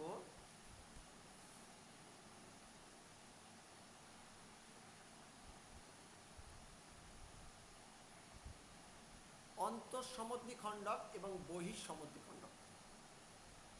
ধরো এই একটা কোণ এঁকেছি, সম্পাদ্য আঁকতে আসতো আমাদের ক্লাসে, যে এই কোণের অন্তঃসমদ্বিখণ্ডক আঁকো, বা একটা 70 ডিগ্রি কোণ এঁকে সেই কোণের একটা অন্তঃসমদ্বিখণ্ডক আঁকো। তো কি করতাম আমরা? আমরা ঠিক এই স্যার সে অর্ধেকের বেশি ব্যাসার্ধ নিয়ে ওইটা। আমরা এখন আঁকার করতে যাচ্ছি না, যে কিভাবে কি আঁকতাম না আঁকতাম, জাস্ট আমরা এরকম করতাম, ঠিক এই কোণটার মাঝ বরাবর, মানে এটাকে দুই ভাগে ভাগ করে নিতাম, তাই তো? এটাও যা হতো এটাও তাই হতো, অর্থাৎ পুরো কোণটাকে ঠিক দুটো খণ্ডে ভাগ করে নিতাম। তাহলে এই যে মাঝখানে যেটা পেতাম সেটাকে আমরা বলতাম বাইসেক্টর।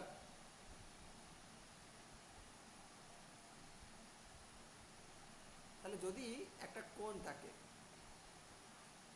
একটা কোণ দিয়ে আমি বলছি কোণটা হচ্ছে 36 ডিগ্রি কোণ, এর একটা অন্তঃসমদ্বিখণ্ডক আঁকছি, তাহলে প্রত্যেকটা এই খণ্ডগুলো কত কত হবে? এটা 18 ডিগ্রি, এটা 18 ডিগ্রি, অর্থাৎ ঠিক অর্ধেক অর্ধেক হবে।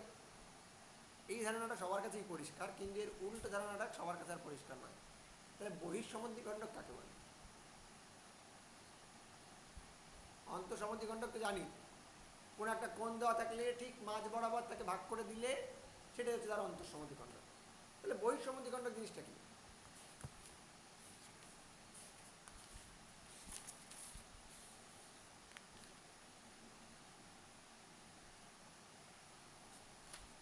বহিঃসমদ্বিখণ্ডক জিনিসটা খুবই সহজ। ধরো ঠিক উল্টো করে ভাবো, এই একটা কোণ দিয়েছে, অন্তঃসমদ্বিখণ্ডক মানে এই কোণটাকে মানে ভিতরের দিক দিয়ে যদি খণ্ডিত করি, তাহলে বাইরের দিকটাকে খণ্ডিত করা যাবে। বাইরের দিকটা খণ্ডিত করলে সেটা হচ্ছে তার বহিঃসমদ্বিখণ্ডক।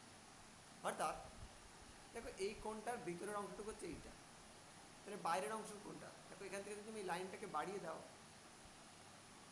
তাহলে বাইরের অংশ হচ্ছে এইটা। তাহলে এর যদি তুমি ঠিক একটা অন্তঃসমদ্বিখণ্ডক আঁকো, তাহলে এইটাই হয়ে যাবে কি? বহিঃসমদ্বিখণ্ডক। বোঝা গেল? কোন একটা কোণ দেওয়া রয়েছে, ঠিক তার বহিঃ কোণটা বার করছি, ঠিক তার বাইরের কোণটা বার করছি, সেই বাইরের কোণটার যদি অন্তঃসমদ্বিখণ্ডক আঁকি, তাহলে সেটাই হয়ে যাবে ওই কোণের বহিঃসমদ্বিখণ্ডক। অর্থাৎ এই একটা কোণ নিয়েছিলাম এ বি সি কোণ, এই কোণের বহিঃ কোণটা হচ্ছে এ বি ডি কোণ, এই এ বি ডি কোণের যে অন্তঃসমদ্বিখণ্ডক অর্থাৎ বিই, এই বিই হলো এবিসি কোণের বহিঃসমদ্বিখণ্ডক। অর্থাৎ কোনো কোণ দেওয়া থাকলে তার ঠিক বহিঃ কোণের অন্তঃসমদ্বিখণ্ডকই হলো কোণটির বহিঃসমদ্বিখণ্ডক। বোঝা গেছে? তাহলে স্যার এ বি সি কোণের মান যেটা হয়েছে বা হবে, এ বি কোণেরও কি ওইটাই মান হবে? দেখো আমি মানে বলে দিই, এই কোণটা আমি বলে দিচ্ছি, এই কোণটা হচ্ছে তোমার আছে 80 ডিগ্রি। বাকি কোণগুলো তুমিই বলো তাহলে। এই কোণটা যদি 80 ডিগ্রি হয় তাহলে এই কোণটা কত? ওটা 100 পুরোটা। একদম, তাহলে মানে এটা হচ্ছে আমার 100 ডিগ্রি কোণ। তাহলে এর অন্তঃসমদ্বিখণ্ডক মানে ঠিক ওকে অর্ধেক অর্ধেক করছে, তার মানে এই যে অংশটা এর অর্ধেক অংশ, তাহলে এটা কত হবে? 50 ডিগ্রি। আর এটা কত হবে? এটাও 50 ডিগ্রি। ও, আমাদের অন্তঃসমদ্বিখণ্ডক হচ্ছে এ বি বিই, তাই তো? আমাদের অন্তঃসমদ্বিখণ্ডক হচ্ছে, এখানে অন্তঃসমদ্বিখণ্ডক না, অন্তঃসমদ্বিখণ্ডক হচ্ছে এ বই বি বই ডি কোণ। বই বই বই সমাধিখণ্ডক হচ্ছে বিই। একদম। আর আমাদের ও বি সি কোণের সমান কোণ হলো ডিবিই, তাই তো? ওই যে যেটা 50 ডিগ্রি করে, এটা কি? এই কোণটা আর এই কোণটা সমান। এটা তো বড় দেখাচ্ছে। বড় তো আমি ছোট বড় করে এঁকেছি, আমি তো হাতে আঁকছি তাই জন্য। ও আচ্ছা। তুমি মানে আমাদের তাহলে স্যার ছেদক তো তখন মনে হচ্ছে দুটো কোণের এটা হয়ে গেল, মানে তুমি দেখো এ একটা আর সিম্পল ভাবে বোঝো, যদি তোমার একটা যে কোনো একটা কোণ দিয়ে দিয়েছে এরকম, এ বলছে এর বহিঃসমদ্বিখণ্ডক আঁকো, তাহলে কি করবে? কিচ্ছু না, এর একটা যে কোনো একটা বাহুকে বাড়িয়ে দাও, দিলে কোনটা দেওয়া ছিল, ধরো তোমার এ বি সি, যে কোনো একটা বাহুকে বাড়িয়ে দিয়েছে, তাহলে এইটা কি তৈরি হয়েছে? বহিঃকোণ। এই বহিঃকোণে যদি একটা অন্তঃসমদ্বিখণ্ডক আঁকো তাহলে কোণ কিরকম হবে? এরকম। এটাই হয়ে যাবে এই কোণটার, এই কোণটার, এই যে কোণটার, এই কোণটার অন্তঃসমদ্বি বহিঃসমদ্বিখণ্ডক। মানে আমি বলতে চাইছি যে বহিঃসমদ্বিখণ্ডকটা আমাদের আঁকলেই হলো, নাকি যে কোণটা দেওয়া থাকবে তার মাপেই করতে হবে? আমি এটা বলতে চাইছি। না, বহিঃকোণটা আঁকলেই হলো, মাপ ও করতে হবে না। আচ্ছা, তুমি বহিঃকোণ নর্মালি তুমি যে বহিঃকোণ মানে কি, তোমার তো এই যে বাইরের দিকে। এইটা হুম। যেটা এঁকেছো এইটা কি? এইটা তো একটা অন্তঃসমদ্বিখণ্ডক। কোন কোণের? এই কোণটার অন্তঃসমদ্বিখণ্ডক। তা অন্তঃসমদ্বিখণ্ডক থাকতে আমরা বাহ, শিখেছি ওই সেই একটা চাপ হুম। নিয়ে, অর্ধেকের বেশি চাপ নিয়ে আবার কাটবো, আবার উপরে দুটো চাপ নিয়ে সেই দুটো আবার জুড়ে দেবো, যা কিছু শিখেছি সেরকম, সেটা আমি জানতাম। কিন্তু বহিঃসমদ্বিখণ্ডক তো আমরা আঁকতে জানি না, তাই জন্য আমরা কি করি, এই কোণের বহিঃসমদ্বিখণ্ডক আঁকতে বললে তার একটা বহিঃকোণ আঁকি, তার অন্তঃসমদ্বিখণ্ডক করি। এই ধারণাটুকু থাকলেই হবে যে এটা কী আছে। অঙ্কের মধ্যে যখন ব্যবহার হবে তখন আমরা বলে দেবো যে কী করতে হবে। আজকে এই অবধি থাকবে। নেক্সট দিন তোমাদের যে জিনিসগুলো পড়াবো সেটা হচ্ছে ট্রায়াঙ্গেল, ট্রায়াঙ্গেলের প্রপার্টি, মানে ত্রিভুজ, ত্রিভুজের বৈশিষ্ট্য, ত্রিভুজের ক্ষেত্রফল, ত্রিভুজের মধ্যে অন্তর্বৃত্ত, বহির্বৃত্ত, সর্বসমতা, আজকে যে বলছিলে এস এস এ এস, সর্বসমতার সূত্র, আচ্ছা, সদৃশ্যতা, ত্রিভুজের সদৃশ্যতা, চতুর্ভুজ এবং চতুর্ভুজের বৈশিষ্ট্য। এই কাজটুকু নেক্সট দিন করা হবে, ঠিক আছে? এবং যদি পারি তো বৃত্তটাও খানিকটা শুরু করে দেবো। তা আজকের কাজ হচ্ছে তোমাদের বাড়িতে এই জায়গাটুকু পড়া। যদি ক্লাস 8-এর বই থাকে তো প্রত্যেকে জায়গাটুকু, যখনই আমি যেটা পড়াবো না ক্লাসের, ওই ক্লাসের বইটা একটু ঘেটে দেখে নেবে। আমি জানি অনেকের কাছে বই নেই, কোনো অসুবিধার কিছু নেই, ফোন আছে, ওই বইটা জাস্ট ডাউনলোড করে নাও, ওই চ্যাপ্টারটা গিয়ে জাস্ট একটু নাড়িয়ে চাড়িয়ে দেখে আসো, দেখবে সবই চেনা জিনিস মনে হবে, অনেকগুলো ভুলে গেছে জাস্ট। এই জায়গাটা একবার একটু উল্টে পাল্টে দেখলে ধারণাগুলো মাথায় চলে আসবে, তারপরে দেখবে অঙ্ক করতে সুবিধা হবে। আমাদের এই ধারণার সমস্যার জন্য আমরা সবচেয়ে বেশি অঙ্ক ভুল করি, কনসেপ্টের ধারণা ঠিক থাকে না, আমাদের ভুলে যাই, হয় সবারই হয়। আমিও 1 মাস অঙ্ক না করলে আমারও একই অবস্থাই হবে, আমিও 2 বছর অঙ্ক না করলে আমার অবস্থা তোমাদের দিয়ে খারাপ হবে। তো সবার ক্ষেত্রে দেয়, অঙ্ক জিনিসটাই এমন, চর্চা, সবটাই চর্চার উপর। তো আমি যখন যেটা পড়াবো তখন সেই বিষয়ক যে কোনো বই, যদি টেক্সট বই হয় টেক্সট বইটা একবার একটু উল্টে পাল্টে দেখে নিতে কতক্ষণ লাগবে, 15 মিনিট, 20 মিনিট, আধা ঘন্টা লাগলো। আর বাকিটা তুমি যে কোনো একটা বই, যে কোনো রেফারেন্স বই, যে কোনো নোটস, যে কোনো জায়গা থেকে যা পাও, ফ্রি অ্যাভেলেবেল পাও, পেইড অ্যাভেলেবেল পাও, যা পাও যেখান থেকে পারো নিয়ে প্র্যাকটিস করো এবং পড়ো। এবং বাকি আমরা এখান থেকে যা সিলেবাস যা সাপ্লাই দিচ্ছি সেটা পড়ো। কোনো যেখানেই পড়তে যাও না কেন, অন্য হয়তো অনেক জায়গায় পড়ো, কোনো একটা জায়গার নোটসের ভিত্তিতে বা কোনো একটা জায়গা থেকে পাওয়া যা ম্যাটেরিয়ালস তার উপর বেস করে বসে থাকবে না। সবচেয়ে ভালো জিনিস হচ্ছে বই, একাধিক বই পড়ো নিজে এবং সলভ করতে শেখো। সবচেয়ে বড় একটা বই পড়ার থেকে হচ্ছে সলভ করতে শেখা। যা হাতের কাছে পাও, যেখানে পাও, টেলিগ্রাম গ্রুপে পাও, এখানে পাও, সেখানে পাও, যে কোনো কর্মসংস্থানে পাও, কর্মসংস্থানে দেখবে প্রত্যেক দিন প্রত্যেক সপ্তাহে একটা করে প্রচুর প্রশ্ন থাকে, সেগুলো সলভ করো। যত সলভ করবে তত দেখবে জটিলতা আসবে এবং সেগুলো সলভ করতে করতে দেখবে জিনিসগুলো আরও করে শিখবে নতুন নতুন। আর সলভ না করলে কী হবে, ওই ধারণাগুলো মাথায় নিয়ে বসে থাকবে আর কোনোদিনই অ্যাপ্লাই করতে শিখবে। তো নেক্সট দিন থেকে ভাবছি গ্রুপের মধ্যে পোল করে করে কয়েকটা করে অঙ্ক দেবো। ওয়ার্কশিট এমনি যা দিচ্ছি অল্প করে থাকবে, মাঝে মধ্যে দু একটা করে পোল করে করে অঙ্ক দেবো। সকালবেলা বা রাতে দেবো, অনেক রাতে দেবো, সারাদিন টাইম থাকবে, রাতে গিয়ে তার উত্তর বলে দেবো। তারপরে যদি কেউ করতে গিয়ে আটকাও তাহলে সেটা ক্লাসে বলবে যে এই অঙ্কটা করতে গিয়ে আটকেছি বা এই অঙ্কটা আমার ঠিক বুঝিনি বা এই অঙ্কটা আমার হচ্ছে না। গ্রুপের মধ্যে এখন থেকে পোল করা। সেগুলো কি স্যার যেগুলো আমাদের হয়ে গেছে টপিক তার উপরে, না যে কোনো হতে পারে সে? যে কোনো প্রশ্ন থেকে, যখন তখন যে কোনো জায়গা থেকে দেবো, সেগুলোর থেকেই দেওয়ার বেশি চেষ্টা করবো, বাট বাকি জায়গা থেকে ভালোই হবে স্যার, ভালোই হবে স্যার, তাহলে প্র্যাকটিসটা হবে নিজে থেকে স্যার। আর ওরকম আর হয় না পড়া, যেহেতু সাবজেক্ট পড়তে হয় তো হ্যাঁ স্যার এটাই। সাবজেক্ট করতে হয় কি নেটের জন্য? না না, বিপিএসসি মেন মানে নিজের সাবজেক্ট, তারপর এদিকে মেন ছিল, হ্যাঁ কিছু করার নেই, যাই হোক ঠিক আছে। তারপর আরো ধরো জিকের পার্টটা আছে, একটু জিওগ্রাফি, হিস্ট্রি। আমি শনিবার রবিবার সকালের মধ্যে ভাবছি আগের দিনের নোটসটা দিয়ে দেওয়ার চেষ্টা করবো এবং রবিবার রাতে বা সোমবারের মধ্যে আমি এই নোটসটা আমি পুরোটাই, অন্তত পুরোটা না পারি অন্তত দুটো পার্ট আমি দিয়ে দেওয়ার চেষ্টা করবো। আর ওয়ার্কশিট আমি স্যার বলো। আচ্ছা ঠিক আছে, ওইভাবে চাপের মধ্যে আমি আমাদের টপিকের রাখলেই হবে। না চাপে রাখলে স্যার হয় না। হ্যাঁ আমি মানে হ্যাঁ, ঠিক আছে বসেছিলাম বলে পড়বো, তোমাকে ঠিক আছে ক্লাসও দিতে পড়বো। পারিনি আর আমি ওয়ার্কশিটটাও হুম। দিয়ে দিতে পারিনি, আমি দিয়ে দেবো। বলো বলো আরেকজন কি বলছো? স্যার আমি টপিকের বাইরে বলছি, মানে নেট পরীক্ষা দিতে গিয়ে ডাটা ইন্টারপ্রিটেশন যে অঙ্কগুলো থাকে হ্যাঁ আমি বারবার ভুল করে আসি, কিভাবে শিখবো গুলো আমি? আচ্ছা, ডাটা ইন্টারপ্রিটেশনে নর্মালি দু ধরনের অঙ্ক থাকে। মানে তোমার কি ইউজিসি নেট না সিএসআইআর নেট? আমরা UGC net arts student. UGC net. UGC নেটের বেসিক্যালি আমি যতটা জানি দু ধরনের প্রশ্ন থাকে। সেটা হচ্ছে একটা হচ্ছে যে পাই চার্ট বেসিসে অঙ্ক থাকে, বিভিন্ন রকমের পাই চার্ট দেওয়া থাকে বা চার্ট দেওয়া থাকে। আরেকটা হচ্ছে ডিসক্রিট টাইপের কিছু ডাটা দেওয়া থাকে, সেগুলোকে অ্যানালাইজ করতে হয়। তো এগুলোকে বোঝার জন্য সবচেয়ে ভালো উপায় হচ্ছে আগে কিছু অঙ্ককে দেখো, অবজার্ভ করতে শেখো।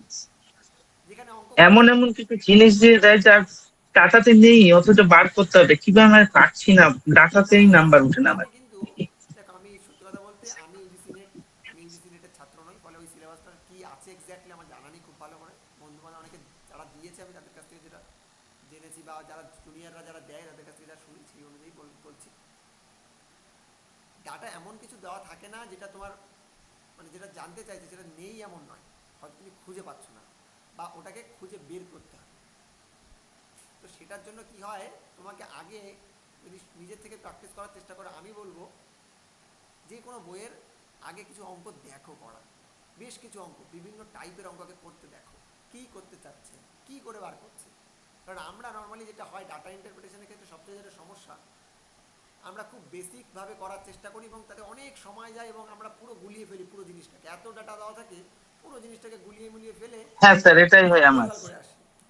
কারণ এতগুলো সাল ধরো কোনো একটা জিনিসে দেওয়া আছে যে 1992-তে কোনো একটা কোম্পানির কোনো সেলস দিয়ে দিয়েছে 762 কোটি, 1992-তে হয়তো 900 কোটি টাকা সেল করেছে, এরকম বিভিন্ন রকমের চার্ট দিয়ে দিয়েছে, দিয়ে হয়তো কিছু জানতে চেয়েছে। আমরাই করতে গিয়ে পুরো মানে জটিল করে ফেলি সহজভাবে না করে।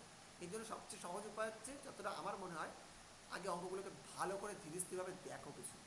বইতে যে অঙ্কগুলো করে দেওয়া রয়েছে সেগুলোকে করলে তুমি ওই ধরনটা দেখতে পারবে যে ওরা কী করতে চাইছে, ওরা কীভাবে এগোচ্ছে, আমরা কীভাবে এগোচ্ছি। ওরা দেখবে খুব সহজভাবে এগোয় আর আমরা কী হয় যে ছোটোবেলায় যেভাবে অঙ্ক করি ঠিক সেইভাবে এগোই। ওইটা আমাদের একটা সমস্যার কারণ, আমরা যেভাবে করি সেভাবে আজে আগে পারতাম নিয়ে, এখন ভেরিয়েশন এমন করছে ডাটা গুলো নিয়ে আর পাচ্ছি না। পারবে। যেটা লেস দেন দিয়ে করে দিচ্ছে। পাই চার্টের গুলো তো স্যার পারা যায়, কিন্তু এই যে সাল দিয়ে যেগুলো দেয় তখন তো একদম গুলিয়ে টুলিয়ে কি পাই একটা হয়ে চার্টটা যায় সহজ একদম। বড়, হুম। কিন্তু যেগুলো বার গ্রাফ দিয়ে হিস্টোগ্রাম দিয়ে দেয় বা এমনি ডেটা দিয়ে দেয়, ডিসক্রিট ডেটা থাকে, সেইগুলো একটু মানে কঠিন বলবো না, জটিলতা বাড়ায়। মানে ওই কম সময়ের মধ্যে কি হয়, ডেসক্রিপটিভ ডাটা চাই আমাদের ইউজিসি নেটে। মাথা তো ওই সময় এমনি চাপের মুখে থাকে, আর অত বেশি ডেটা দেখে তখন আরো চাপ হয়ে যায়। তো আমি বলবো একটা জিনিস হ্যাঁ পরীক্ষার, স্যার। একটা জিনিস ফলো করার চেষ্টা করবে, আমি জানি না তোমরা কিভাবে ফলো করো। অঙ্ক করবে ঠিক মাঝামাঝি, মানে ওই পেপার ওয়ানটা, যখন পেপার ওয়ানে তো অনেক কিছু থাকে, ঠিক তার মাঝামাঝি সময়ে অঙ্কটা নিয়ে বসবে। এটা আমার একটা সাজেশন, তোমরা এটা ট্রাই করে দেখতে পারো ইন ফিউচার যখন আবার ইউজিসি নেট দেবে। কারণ কি, দেখবে স্কুলের একটা জিনিস ফলো করবে, ক্লাসে তোমরা যখন স্কুলে যেতে কোনোদিন ফার্স্ট পিরিয়ডে অঙ্ক ক্লাস থাকতো? না স্যার। কোনোদিন লাস্ট না পিরিয়ড, স্যার, কোনোদিন লাস্ট পিরিয়ডে অঙ্ক ওই ক্লাস থাকতো? সেকেন্ড বা থার্ড এরকমই থাকতো। কেন সেকেন্ড বা থার্ডে থাকতো সেটা কার জানা দরকার।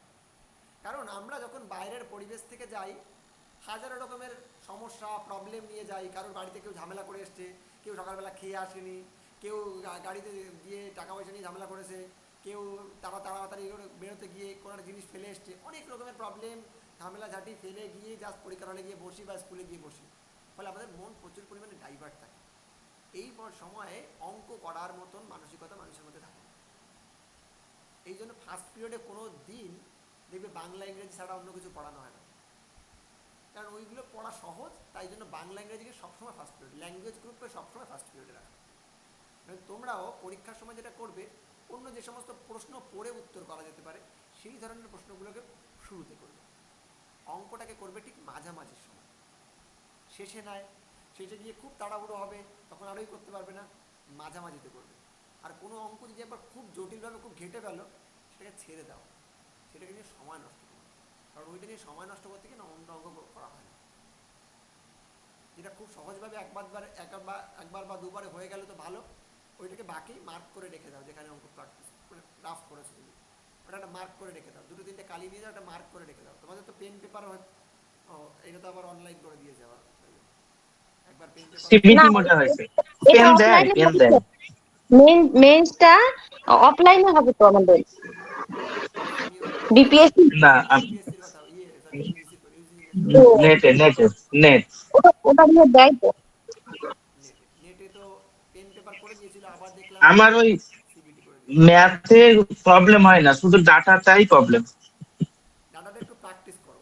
হুম, মানে যেগুলো আছে, ম্যাথ 5টা থাকে, ডাটা 5টা থাকে। হ্যাঁ, ম্যাথে প্রবলেম হওয়ার কথা না, ওই ডাটাটা সবারই প্রবলেম হয়, তোমার একার নয়, সবারই এটা প্রবলেম হয়। ওই ডাটাতেই প্রবলেম হয়ে যায়। পারছি না এখন, আগে পারতাম, এখন পারছি না। একটু করতে থাকো, স্যার ওই যদি সময় হয়, সময় সুযোগ হয় কোনোদিন আমরা ওটা নিয়ে একটু বসবো।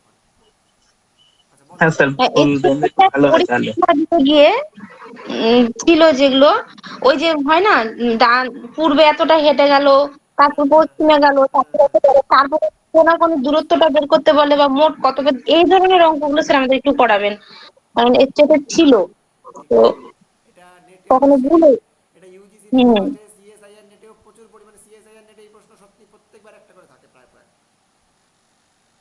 সিএসআইআর নেটে আর শুধুমাত্র, আরেকটা জিনিস স্যার, সিটিং অ্যারেঞ্জমেন্টটাও খুব গন্ডগোল হয়। হ্যাঁ সিটিং অ্যারেঞ্জমেন্টটাও থাকে ঠিক। মানে পূর্ব দিকে মুখ করে বসে আছে। আচ্ছা এটা শেষ হলে তাহলে তোমাদের আমি তাহলে ওই দুটো চ্যাপ্টার পড়িয়ে দেবো। হ্যাঁ স্যার, মাঝে মাঝে। আচ্ছা ঠিক আছে, আমার মাথায় থাকবে। আমি যদি আমি ভুলেও যাই একটু মনে করিয়ে দিও, আমি ওই দুটো চ্যাপ্টার পড়িয়ে দেবো, সিটিং অ্যারেঞ্জমেন্ট আর আরেকটা কি বললে, ওই যে হ্যাঁ ওই যে ডিস্টেন্স ডিরেকশন। ঠিক আছে, ডাইরেকশন ডাইরেকশন। থাকে। আর আরেকটাও থাকে স্যার, দেখেছিলাম ওই কালার দিয়ে থাকে, এই কালারটা যদি এই কালারকে বোঝায় তাহলে এই কালারটা এটা, তাহলে এটা কি হবে, এরকম হয় না? ওটা বেসিক্যালি ওটা বেসিক্যালি জিআই টাইপের হয়। হ্যাঁ জিআই টাইপের, হ্যাঁ ওটা কিন্তু ঠিক ঠিক ম্যাথ বলা চলে না, এটা জিআই এর মতন। তাও আমরা দেখবো যদি আমাদের আমাদের ম্যাথের মধ্যে ওগুলো নেই, ওগুলো জিআই এর, ওগুলো তোমায় নিজে ভেবে করতে হবে। ভাব তো হবে, কিন্তু আপনি একটু আমাদের করাবেন, কারণ ওই পরীক্ষার হলে স্যার মানে একটা ছিল, শেষে কি যে উত্তরটা হলো, কি যে করে আসলাম, সময় নেই মানে মানে সবই তো মনে হলো যে এটাই তো হতে পারে, এটাই তো ওটা হতে পারে। স্যার লজিক্যাল রিজনিং এর, ওটা লজিক্যাল রিজনিং। ঠিক আছে, আমি ওটা লজিক্যাল রিজনিং এ চলে গেল ওটা। হ্যাঁ বুঝতে হ্যাঁ পেরেছি। মানে ওগুলো থাকে আর কি, একটু দেখিয়ে হ্যাঁ দেবেন আমাদের। ওগুলো ডট। আচ্ছা ঠিক আছে, ঠিক আছে, আমি দেখবো সেটা। আর আমি নেক্সট দিন নোটস পাঠিয়ে দেবো, এবং নেক্সট উইক থেকে আমি ভাবছি ওই মাঝে মধ্যে করে ওই অঙ্ক দুটো তিনটে করে অঙ্ক দিতে দেওয়ার চেষ্টা করবো। তোমরা দিনে যখন টাইম পাবে, যখন টাইম পাবে ফোন যখন হাতে নেবে খুলবে, অঙ্কটা করবে, করে একটা জাস্ট তুমি তোমার মতন এক্সপ্লেনেশন বা জাস্ট বললে যে হ্যাঁ এটা বি অ্যান্সার হবে, বা বি অ্যান্সারে অপশান অপশান করে দেবো, বি অ্যান্সারে ক্লিক করে দিয়ে বসে থাকবে। যদি দেখো যে রাত্রিবেলা আমি যে অ্যান্সার পাঠিয়েছি সেটার সাথে তোমার মেলেনি, তো আবার তুমি দেখবে বা ভাবার চেষ্টা করবে যে ভুল কোথায় হলো। যদি না হয় নেক্সট ক্লাসগুলোতে যখন আমরা ক্লাস নেব তখন গিয়ে আলোচনা করবো যে হ্যাঁ কী হয়, কী অসুবিধা ছিল। ঠিক আছে? আচ্ছা, আজকের ক্লাসটা এখানেই শেষ করছি। আর হ্যাঁ এখানে স্যার। তো টেটের কেউ নেই, ওদের পেডাগগির ক্লাস নেওয়ার কথা রয়েছে। ঠিক আছে, আমাদের গ্রুপে কথা বলে নেবো। হ্যাঁ, আমাদের ওই গ্রুপের নেই, তবে টেট তো দেবো, কারণ নিতে হবে, মানে যদি নিতে হয়। না এদের তো এখানে তো দুটো ক্লাসের ইয়ে হয়, যে একটা তুমি স্যারের সাথে একটু কথা বলে নিও যদি টেট দিতে হয়। তো আলাদা দুটো গ্রুপ করা হয়েছে, একটা টেটের, একটা তোমাদের বিপিএসসির। তো টেটের যাদের, তাদের জন্য পেডাগগির তো একটা পোর্শন রয়েছে, যেটা আমরা সবচেয়ে বেশি ভুল করি। এবং পেডাগগির আসলে সত্যি কথা বলতে যে তুমি যে সব জায়গা থেকে বিএড বা ডিএলএড করতে, সেই সমস্ত প্রফেসরদেরও জিজ্ঞাসা করবে, তারাও দেখবে পেডাগগি করতে পারছে না। কারণ জিনিসটাই সত্যিই এরকম জটিল। কারণ যে যেমনভাবে ভাবে তার কাছে পেডাগগি তেমন, ওর এক্স্যাক্ট উত্তর একদম সবটা ঠিক করাটা খুবই কঠিন। স্যার হুম। ইংলিশ পড়ান না?